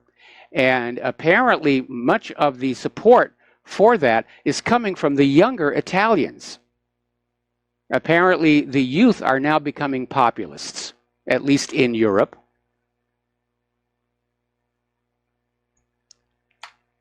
So the momentum is picking up. The momentum is picking up. Now, of course, the big problem is going to be, let's assume that the EU breaks up. The EU member nations go back to having secure, strong borders. What are they going to do with the refugees? Well, a lot of countries are already saying, send them back. You know, we don't want them, we don't need them. Most of them are unable to find work. Most of them don't even speak the indigenous language. It's just been an absolute disaster. And I wonder, I mean, if George Soros really comprehends or is even capable of comprehending the amount of damage he's done to Europe's infrastructure, to Europe's culture, to the European people, or maybe like any billionaire sociopath who dreams of a one-world government, he just doesn't care. That all this damage and destruction and the suffering and this pain and the rapes and the stabbings, it's a small price to pay for a one-world government. And I think George Soros has become one of the strongest arguments to limit how much wealth individuals can have. Because people get too much wealth, they can't resist playing God with the rest of the planet, or playing with Earth and its people like personal toys, whether it's George Soros or Bill Gates. Over in Great Britain, they're still going on about Brexit, and apparently there was yet another last-ditch effort to get the Parliament to have a meaningful vote on the final terms of the Brexit deal. That went down. So the Remainers are losing that one, and the British people are understandably getting very angry. After all, they expressed their will in the voting booths. They want out of the EU. And I imagine they are probably as angry with their government for ignoring them as Americans are angry with our government for ignoring us. So let's talk about that southern border and the immigration controversy. Donald Trump signed an executive action to keep families together who are arrested coming across that southern border, and thereby is yanking the rug out of this issue that the Democrats were using to try and distract from the Inspector General report. And he's signed the executive action, over and done with. Except there is a small problem. I mean, never mind the additional cost of building facilities to hold all of these families. It's the fact that so many of these children are coming across the border unaccompanied. The other day we reported on how a lot of these kids are being used as drug mules. They get a backpack full of drugs, they get some money, they walk across the border, the drugs are delivered, and they're just there. They're still going to be kept in those child centers. And the other issue is that many of the children coming across with adults aren't really the children of the adults, which suggests that there's some human trafficking going on as well. We're going to take a break for commercials, and we will be back after these few words. Aloha, America. Welcome back to our show. We're talking about the immigration controversy. Again, this separating of children from their parents goes all the way back to the Bush administration. And the reasoning is very simple. If you go into a convenience store and you rob it and you are arrested for committing a crime, you are going to prison. And they're not going to let you take your kids with you because prison is a very dangerous place for children to be. And so that's what's been going on. But the Democrats are out there trying to make it look like this was Trump's idea to do it, because he's trying to crack down on illegal immigration. And again, as we saw in yesterday's hearing for the IG report, they want to distract from the IG report. They tried to hijack the hearing. Now, something that happened yesterday, and I think this is a really good idea, Trump is saying that he will authorize the cancellation of U.S. financial aid to every nation that is sending illegal immigrants. In other words, if they don't close their borders and stop this flood of illegals infiltrating America, they're going to be cut off. No more checks from Uncle Sam, meaning no more checks from your wallet. And I think that's a really, really good idea. Now, there's another case. This, I was mentioning this before. This is over in Breitbart. There was a migrant woman who was arrested coming across the border with children, and it turned out the 3 children were not her own. And this may be the reason why Sessions was out there saying maybe it's time for DNA tests. But the real solution is we just got to close the border. And people who want to come to this country have to come in through the legal immigration process. And there's a great deal of hypocrisy over this whole issue. Remember about earlier in the week, the Democrats were out there literally saying that Donald Trump was putting children in extermination centers. Well, isn't that what Planned Parenthood is?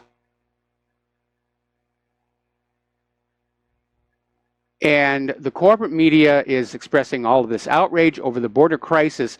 But so far, we're not seeing a lot of reporting about child trafficking, rape, and murder of American kids in this country. They always sit on it. Remember the Franklin scandal? That one reached all the way up to the White House, and the corporate media just shut that one down here.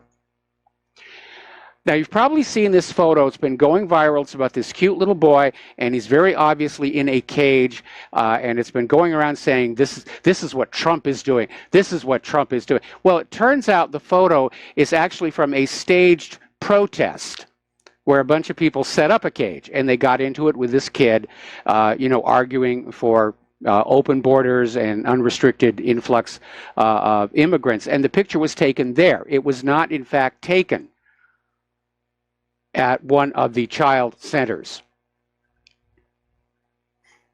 Right now, it's estimated that the Trump administration could be holding 30,000 border kids by August. We're going to take a break for station identification. Back with hour number 3 after these few words.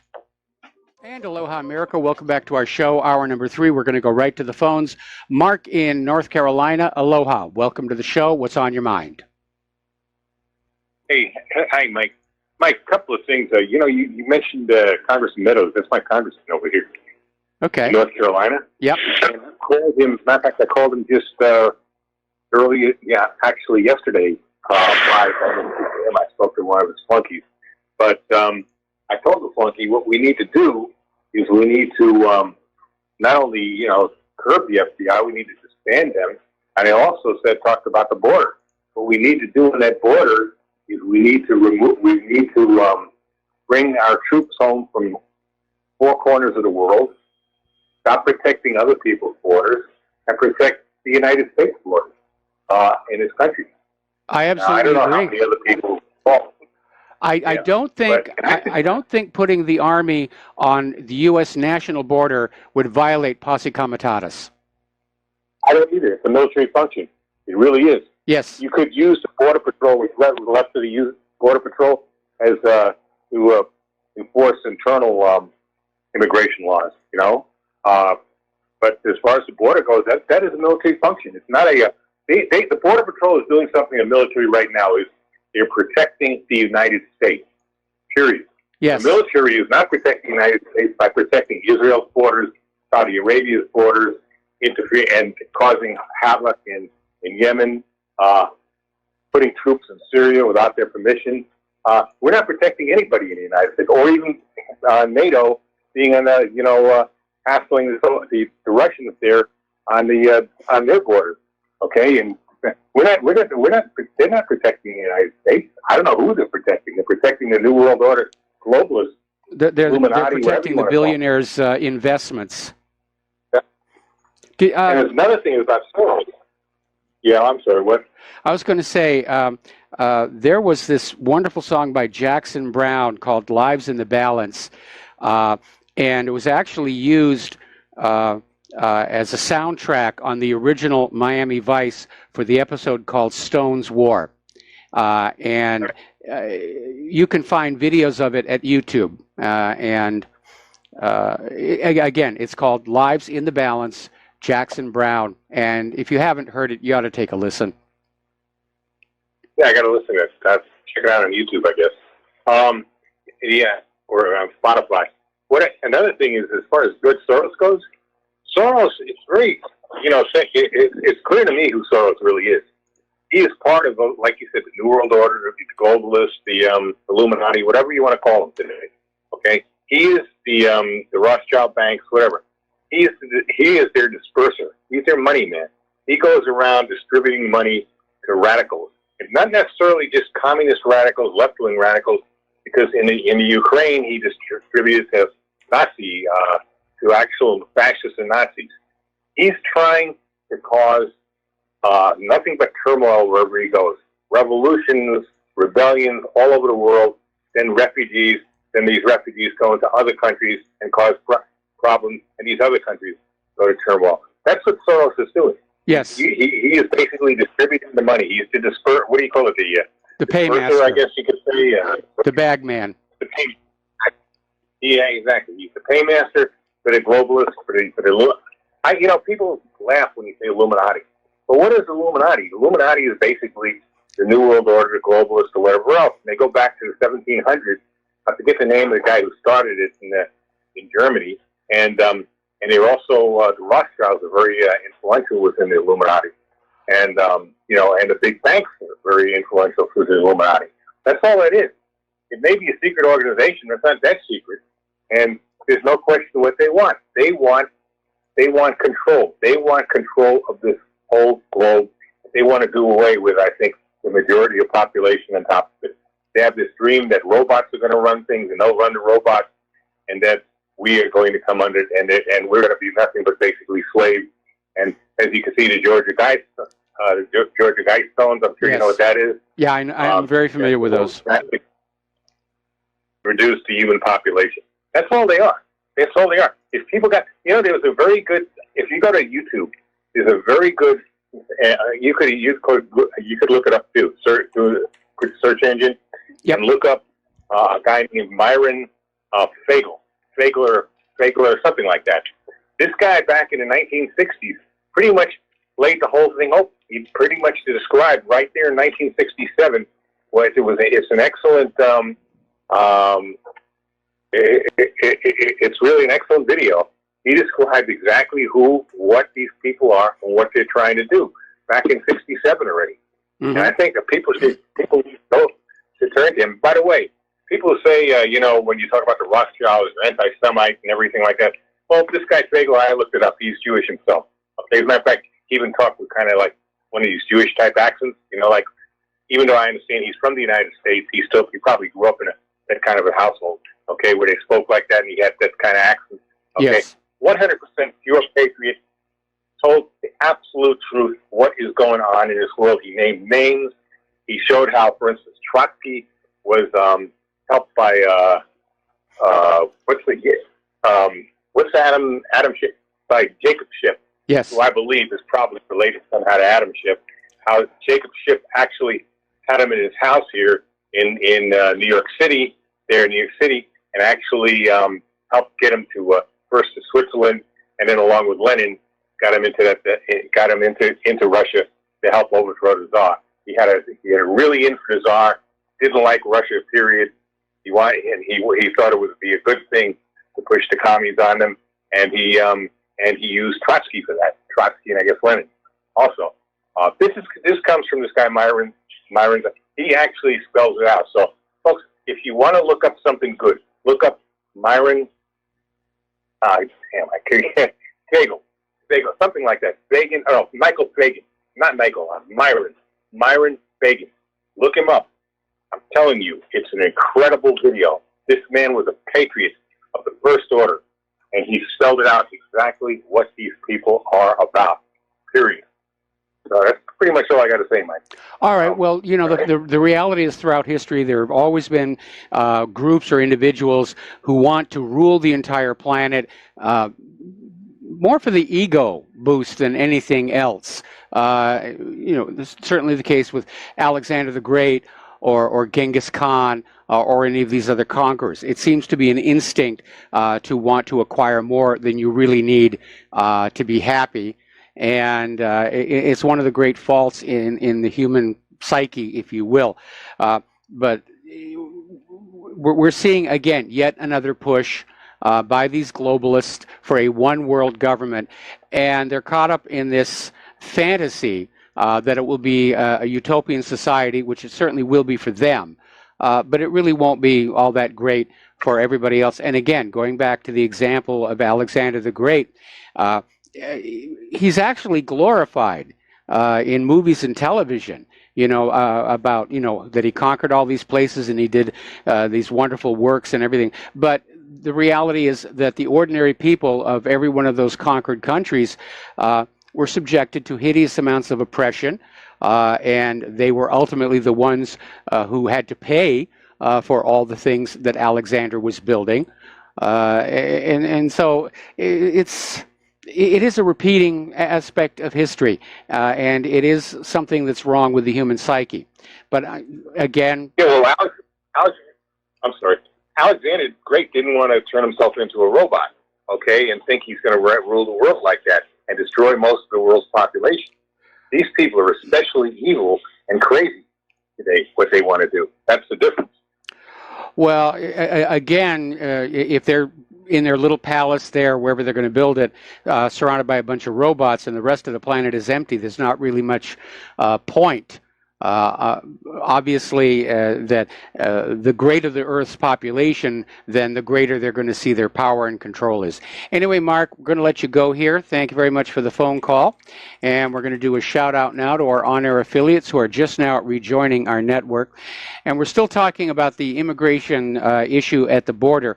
And apparently during her press conference yesterday, the Secretary of Homeland Security basically made a point of telling the assembled reporters that a large percentage of the children who were separated from the adult they were traveling with were not the child of that adult. They were being trafficked. But of course, the liberals don't want to hear that. They want to push this idea, oh, Donald Trump is separating the families, ignoring the fact that it was happening all during Obama's time in office, going all the way back to Bush.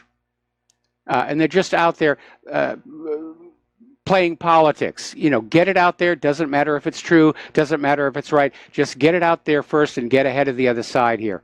But again, I want to point out that the blame for all of this issue about child separation does not lie with Donald Trump, but with those adults who walk across that border illegally with children. It's their fault.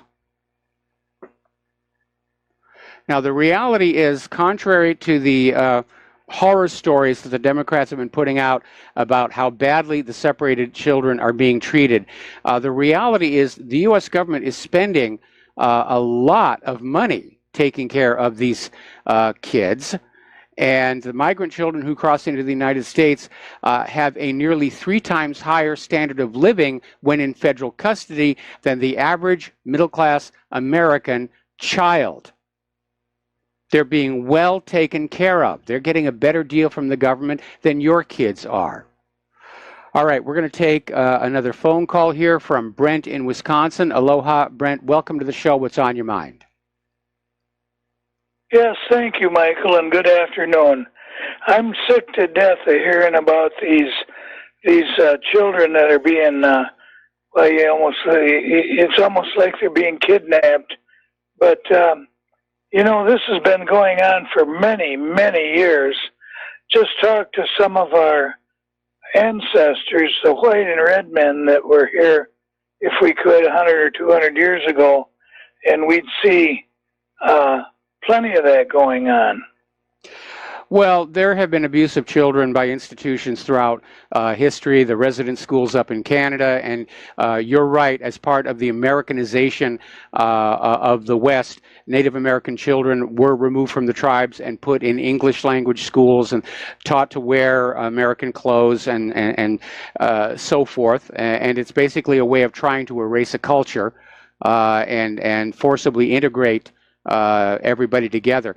But I really want to stay in the here and now as to what's going on. And the issue here isn't that these kids are being kidnapped. As I mentioned before, if you commit a crime and you are arrested and you go to jail, they don't let you take your children with you because jail is a very dangerous place for children to be. And that is just absolute common sense. And that's the reason why these children were being basically separated from the parents, because the parents are going to jail. They crossed the border illegally. They've been arrested. They're going to jail to await deportation. Apparently, there's a very long process that they have to go through, which I think Trump ought to just speed that up. You're here illegally? Okay, you're going back. 24-hour turnaround at best. Then you wouldn't have to worry about the children being separated. Okay, let's take a look at here and now. If you and your wife have an argument and you have children, and one of you calls the police, somebody from that family is going to jail. And when the police come over and they look around your home and they find a joint or what looks like seeds or God knows what all they can dream up, then the other parent's going to jail as well. And where do the kids go?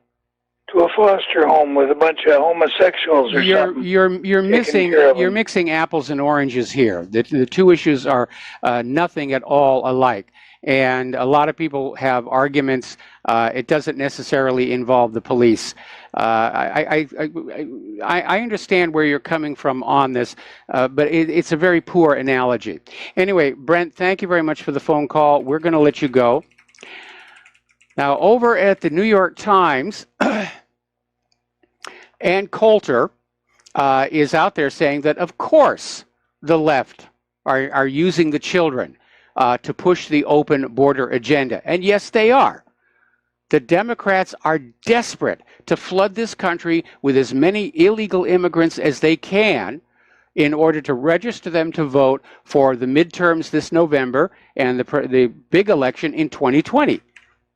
And the fact that it's illegal for these people to be here in the first place, and it's illegal for them to vote, is apparently irrelevant to the Democrats' desperation to regain control of Congress and the White House in order to bring about their liberal utopian vision, which so far is falling flat on its face here.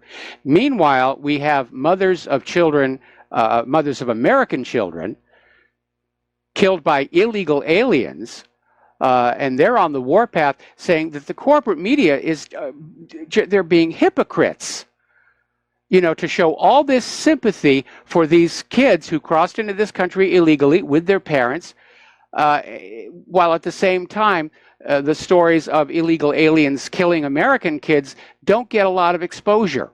Again, because they're trying to push the open border agenda here. Now, Donald Trump, when he signed that executive order, he followed it up by saying Congress has to pass legislation. Now, he took Schumer's dare to use his pen, but he's not going to be goaded into doing something where the Democrats can turn around and say he's acting like a dictator again, even though he gave the Democrats supposedly what they wanted. So Trump is out there saying Congress has to pass laws that allow the U.S. to deport children and families together. Now, this is the gauntlet in the face of the open border people, because one of the issues that came from the separation of children was that the parents would be deported back, the children would still be here. And in theory, at some point, be allowed into one of these programs, like what was it, the bill that said the children of the illegal immigrants could stay and work toward becoming citizens. But Trump is right. Grab the families all as a unit and just send them back. And Donald Trump is out there reiterating the Democrats want more illegal immigrants as potential voters, and that is a big part of what's going on here. And we notice that the Democrats and the liberals are still humming and whistling and looking at the ceiling whenever anybody brings up the child migrant detentions that took place during the entire Obama administration. And apparently there was a civil rights attorney who asked President Obama to close the migrant baby jails back in 2015. And Obama refused. And all the liberal Democrats can do is keep cranking up the hysteria, their concentration camps, their extermination centers. Because again, they can't win the argument on the facts and the logic. What they want is illegal, and most Americans understand that. So all they do is they scream racist and shout hysterically about concentration camps, and just make as much of a ruckus as they can. All right, let's see. We've got another phone call. Bob in the Upper Peninsula of Michigan. Aloha. Welcome to the show. What's on your mind? Good afternoon, Michael. I may be a little harsh here, but, it comes down to the point that all these protesters and all the rest of that produce absolutely nothing that anybody needs. They don't even produce the cardboard that they're scribbling on their own signs. Which protesters are you talking about? All of them. Okay. Yeah. Anybody that's got time to be out protesting, I'm telling you, Michael, they're not out in the field producing anything. You are being a little overly harsh because a lot of people have flexible work schedules which allow them to take part in protests, and a lot of protests take place on weekends outside work hours. So I think you're being a little unfair. Thank you for the phone call. We're going to let you go and take a break for commercials. We'll be right back. And aloha, America. Welcome back to the show. And we're still talking about the immigration issue and how desperate the Democrats are to flood this nation with illegal immigrants who will then illegally vote for the Democrats who brought them on in. And leading the charge for the open borders, of course, is Dianne Feinstein. But it's rather interesting. Back in 1994, she had a somewhat different opinion. Quote, "I think we can enforce our borders. I think we should enforce our borders. Illegals are leeches," end quote. That's from Dianne Feinstein. Meanwhile, Trump is out there saying that he's not going to allow the United States to become a migrant camp. Now, Jeff Sessions has come on out and said the solution is easy. Build the wall and we won't face these terrible choices. Even without the wall, just start enforcing Title VIII. Start jailing all the mayors and governors of these so-called sanctuary cities. Start arresting owners of businesses who give employment to illegals. Just enforce the law. Cut off that financial incentive to come here. Now, unfortunately, that's not going to stop the drug smugglers who are operating outside that system. But yeah, we've got to have the wall. We've got to close the border. We have every right to close the border. If you don't have borders, you don't have a nation.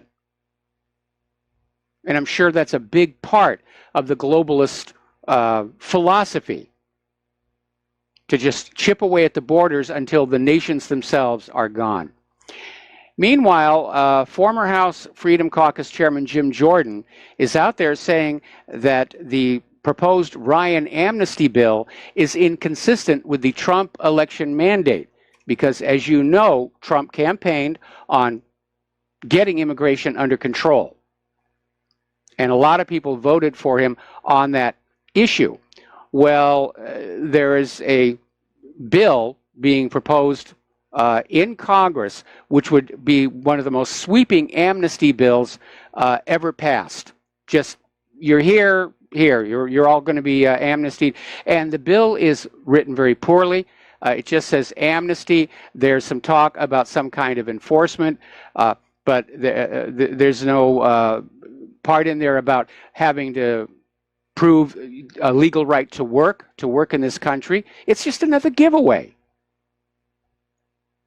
The Democrats are taking something which does not belong to them, the United States of America, and they're bartering it away for votes. Because this nation, the United States of America, is our collective heritage. We, the people who for over 200 years built this nation up with our labor. I remember back when Obama was out there saying, you didn't do that, was trying to say the government was responsible for everything. No, the government is not responsible for everything. This nation, the United States, was built by the American people, and the American people own it.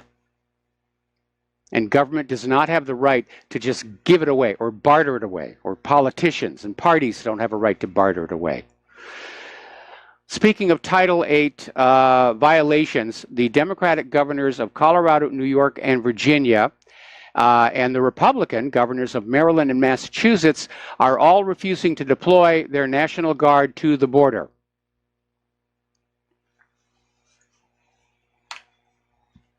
So they're just giving the country away here. By the way, speaking of illegals, a Honduran national in the United States illegally has been charged with killing 2 women in Miami over the past 3 months and then just dumping their bodies on the streets. Juan Carlos Hernandez Caceres, my mistake, was arrested Saturday morning for the murders of Anne Farron, 41, and Needy Roche, 39.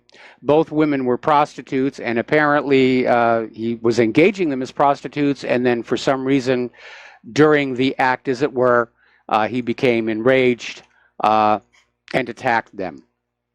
Now, this next story, I'm appalled at this behavior. We have yet another has-been actor, Peter Fonda, who came on out with this tweet. We should rip Barron Trump from his mother's arms and put him in a cage with pedophiles and see if mother will then stand up against the giant blank hole she is married to. 90 million people in the streets on the same weekend in the country, followed by another obscenity. We should hack this system, get the addresses of the ICE agents, CBP agents, and surround their homes in protest. We should find out what schools their children go to and surround the schools in protest. Needless to say, Peter Fonda has now been reported to the Secret Service protective detail, as well he should.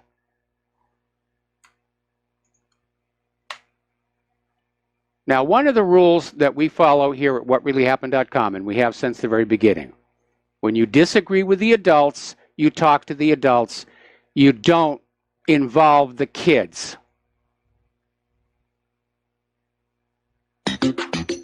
All right, we're going to take another break for commercials, and we'll be right back. And aloha, America. Welcome back to our show. We're talking about the immigration controversy, and we're talking about some of the behavior of the liberals. And I don't think they understand the optics when they come on out and shout profanities at the first family, when Peter Fonda comes on out and talks about snatching Barron away from Melania. I mean, is this what liberalism has sunk to? Hysterics and tantrums if they don't get what they want.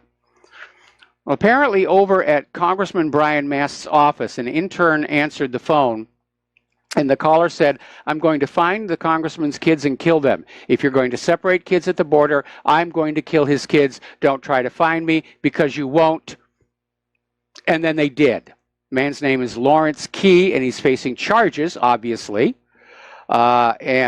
Apparently, this Key has called Matt's office 478 times and also contacted Marco Rubio and Bill Nelson. And apparently, he is an activist.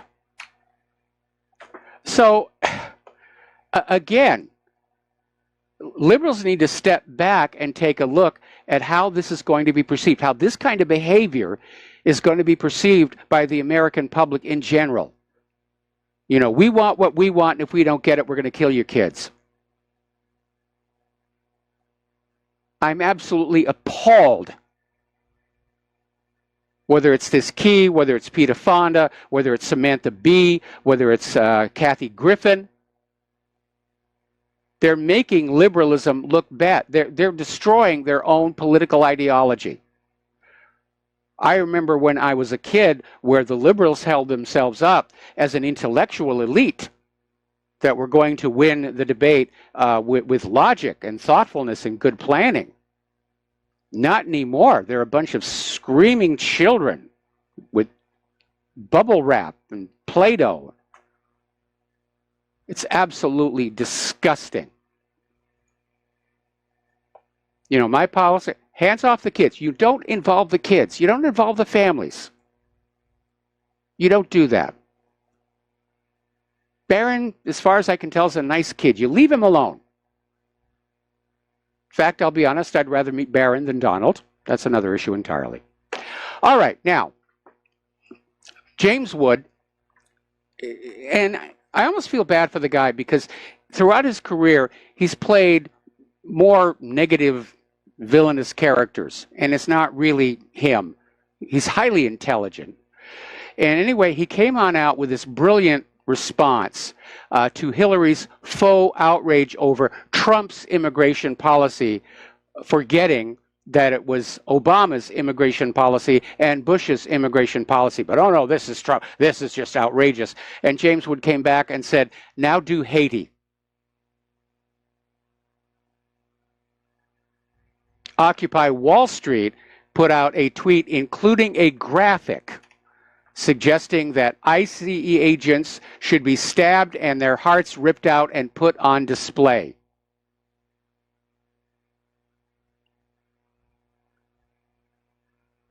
All right, we're going to take a phone call from Philip in Virginia. Aloha. Welcome to the show. What's on your mind? Aloha, Mike. What's on my mind is the facilitators of all of this deranged attitude and behavior and comments such as the one that came out from Mr. Fonda there. Donald Trump was right, even if you quote him correctly about the media, when he said the fake news is the enemy of the people. And yes. They reported that falsely, and they left out the fake news part and said that he was attacking the media, and they said that he said the media is the enemy of the people. Well, actually, he was. That he actually was, because the corporate media is the enemy of liberty and freedom in this country because it is a giant propaganda machine serving political and corporate interests. And so whether they misquoted him or not, that was definitely Trump's intention. And the corporate media is doing a disservice to the public, which is why I've been doing what I'm doing for nearly a quarter of a century now. Yeah, absolutely. You're absolutely right. And, I'm sick and tired of these hypocrite liars, whether it's a political party using the media to try and get their way. Trying to make a dramatic statement and then get us to backtrack on what we're saying, even though it's true. Like Trump said, the media is the enemy of the public, the yes. people, and just you need to remember this, folks. Possibly you could help me determine which one of these terms applies to the mass media. Would you consider them to be the fourth estate or the fifth column? The definition. That's actually a very good question, and I would say because there's definitely a blending of the two. Yeah, and you know, if you read the definition of these two entities, they are an enemy, and that's exactly what the media is acting like.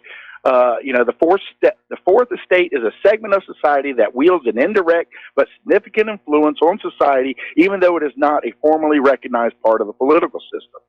The fifth column is any group of people who undermine a larger group from within, usually in favor of an enemy group or nation, and their activities can be overt or clandestine. Well, that sounds like AIPAC to me. You know, yeah, that's appropriate to application, you know, for that group.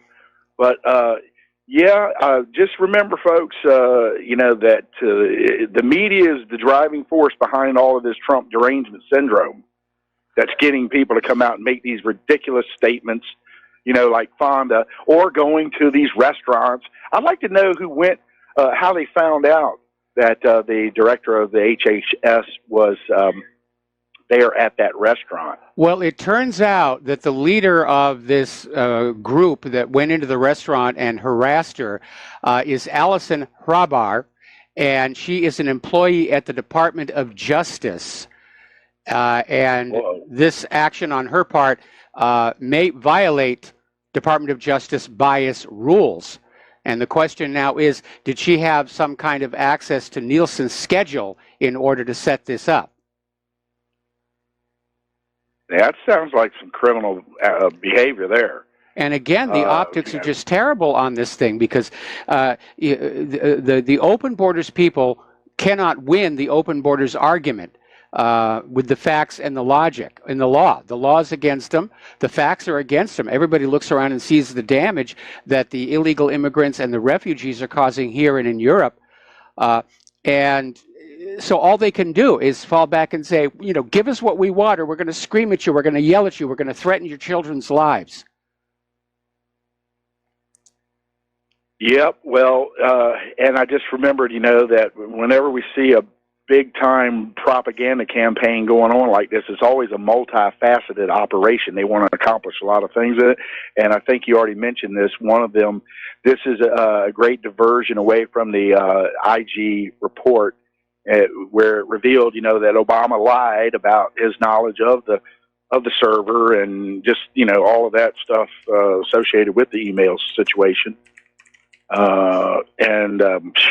It is appalling. Just like you said about Fonda's comment, I find what the media has been doing is just as appalling, and it is beyond comprehension. I just can't see how these people are getting away with, you know, just outright lying with all of these made up stories. And, you know, like Melania was not happy in the White House, you know, and she was recovering from surgery and all that, and they were concocting and fabricating, you know, false narratives about that. I mean, just and never stops. That's another example of what I was talking about. You know, Melania, when she's dealing with a medical issue, should be off limits to any responsible journalist.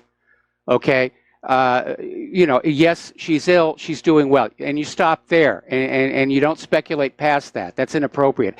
To my mind, that's inappropriate behavior.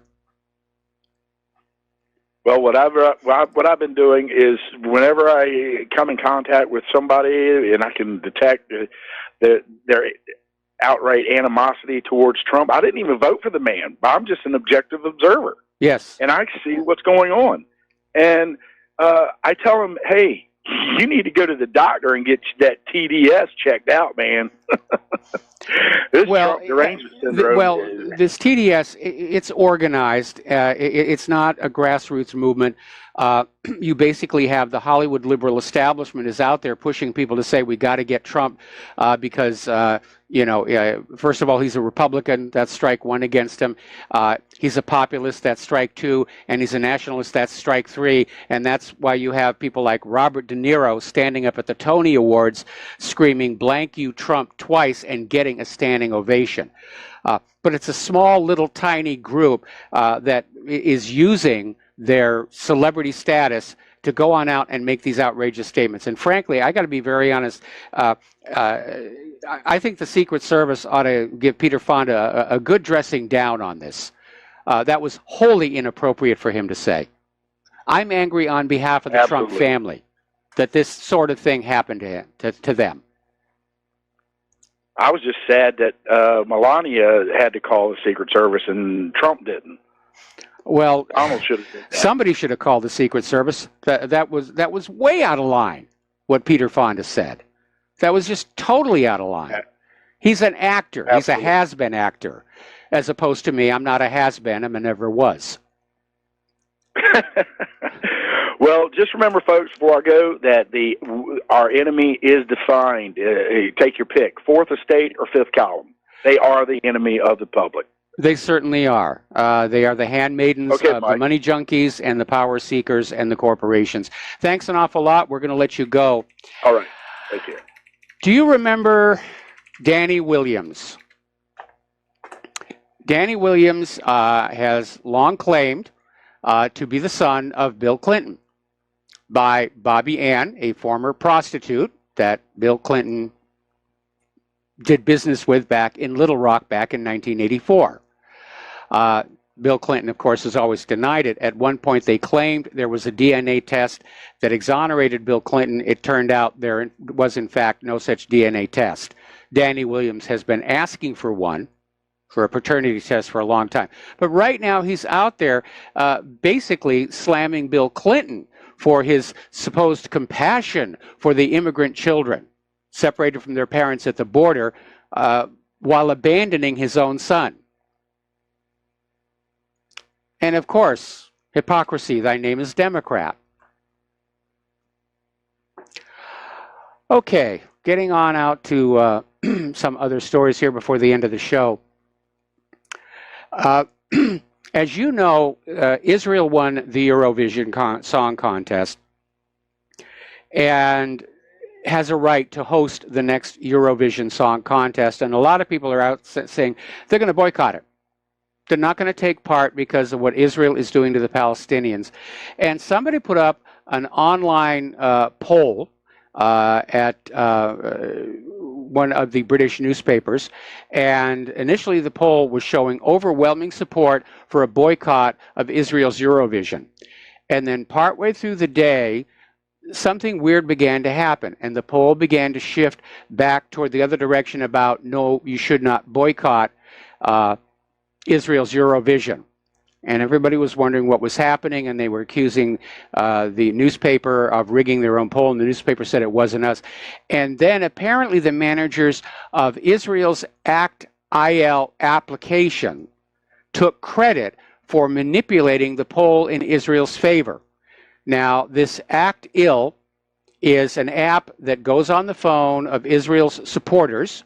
It's an Israel government-backed smartphone app that directs users to take actions online to make it Israel has much more grassroots support than it actually does.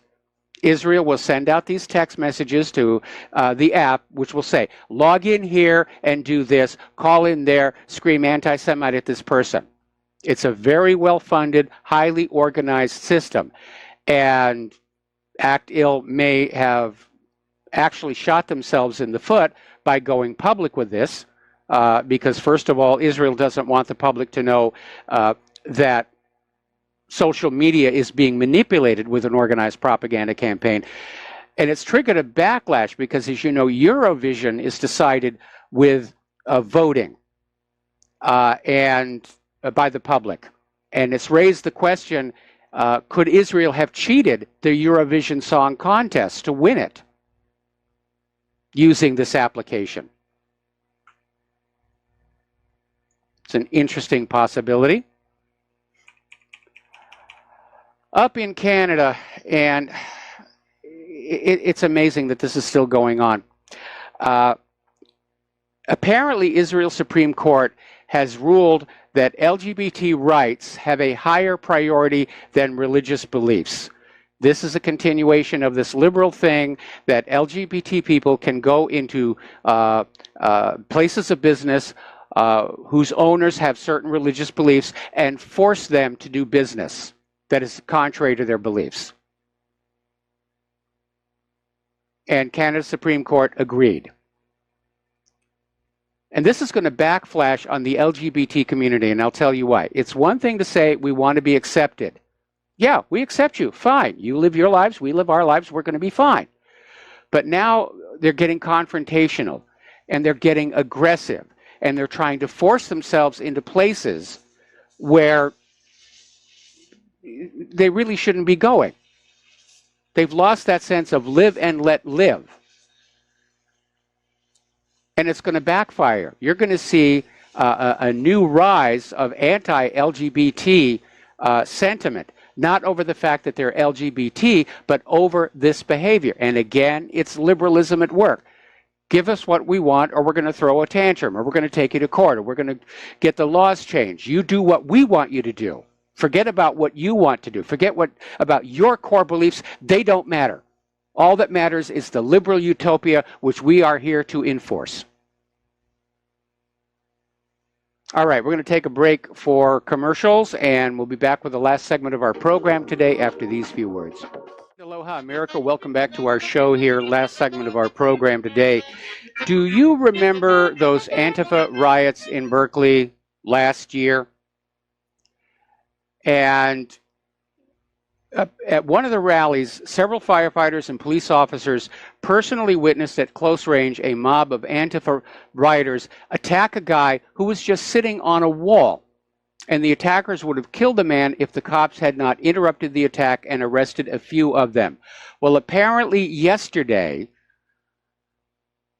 after this outrageous trial, the Antifa attackers were found not guilty, mainly because the victim was a Trump voter, thus a bad man and deserving of getting beaten to within an inch of his life.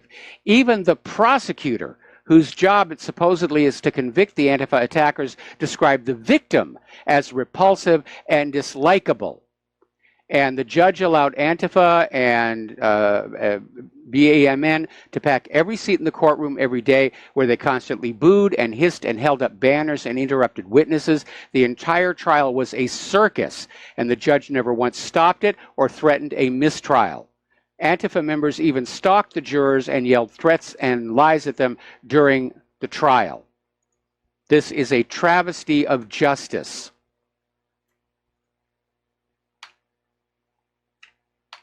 We've lost the rule of law.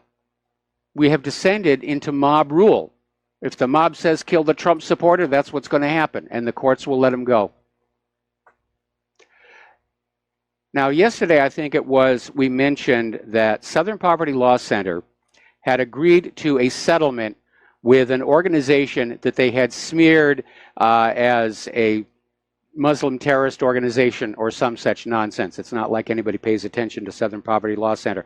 But they agreed to this settlement, which was a blow to their credibility. It's the first time it's happened in the history of the Southern Poverty Law Center where they had to come on out and say, yes, we were wrong to label this organization this way, and we're going to pay them, I think it was a little over $1 million.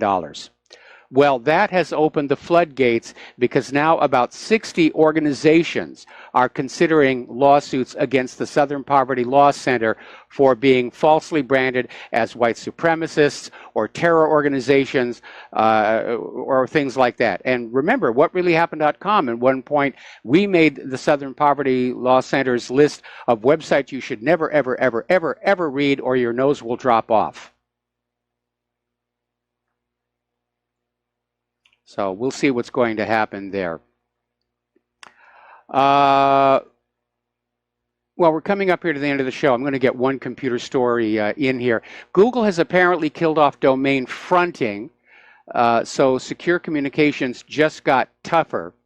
And it's basically, this domain fronting was used as an anti-censorship technique to bypass filtering. And Google has now killed that off. They want total control. We must have control of the internet. We must control the discussions. All your computers belong to us. Meanwhile, it's come on out that YouTube's piracy filter is blocking out things like MIT course videos, Blender videos, and other legitimate videos as well. All right, there's the music. Time for me to get on out of here and get something useful done with the rest of the day. Please stay tuned for John Stadmiller. I'm sure he's got lots of interesting stuff to be sharing with you. Please take what you learn here and share it with everyone that you know, face to face, have a conversation. Let's bring back the art of the interpersonal interaction. And because social media, it is totally controlled and it's totally filtered. It's the New World Order. Anyway, we'll be back tomorrow. Aloha, America.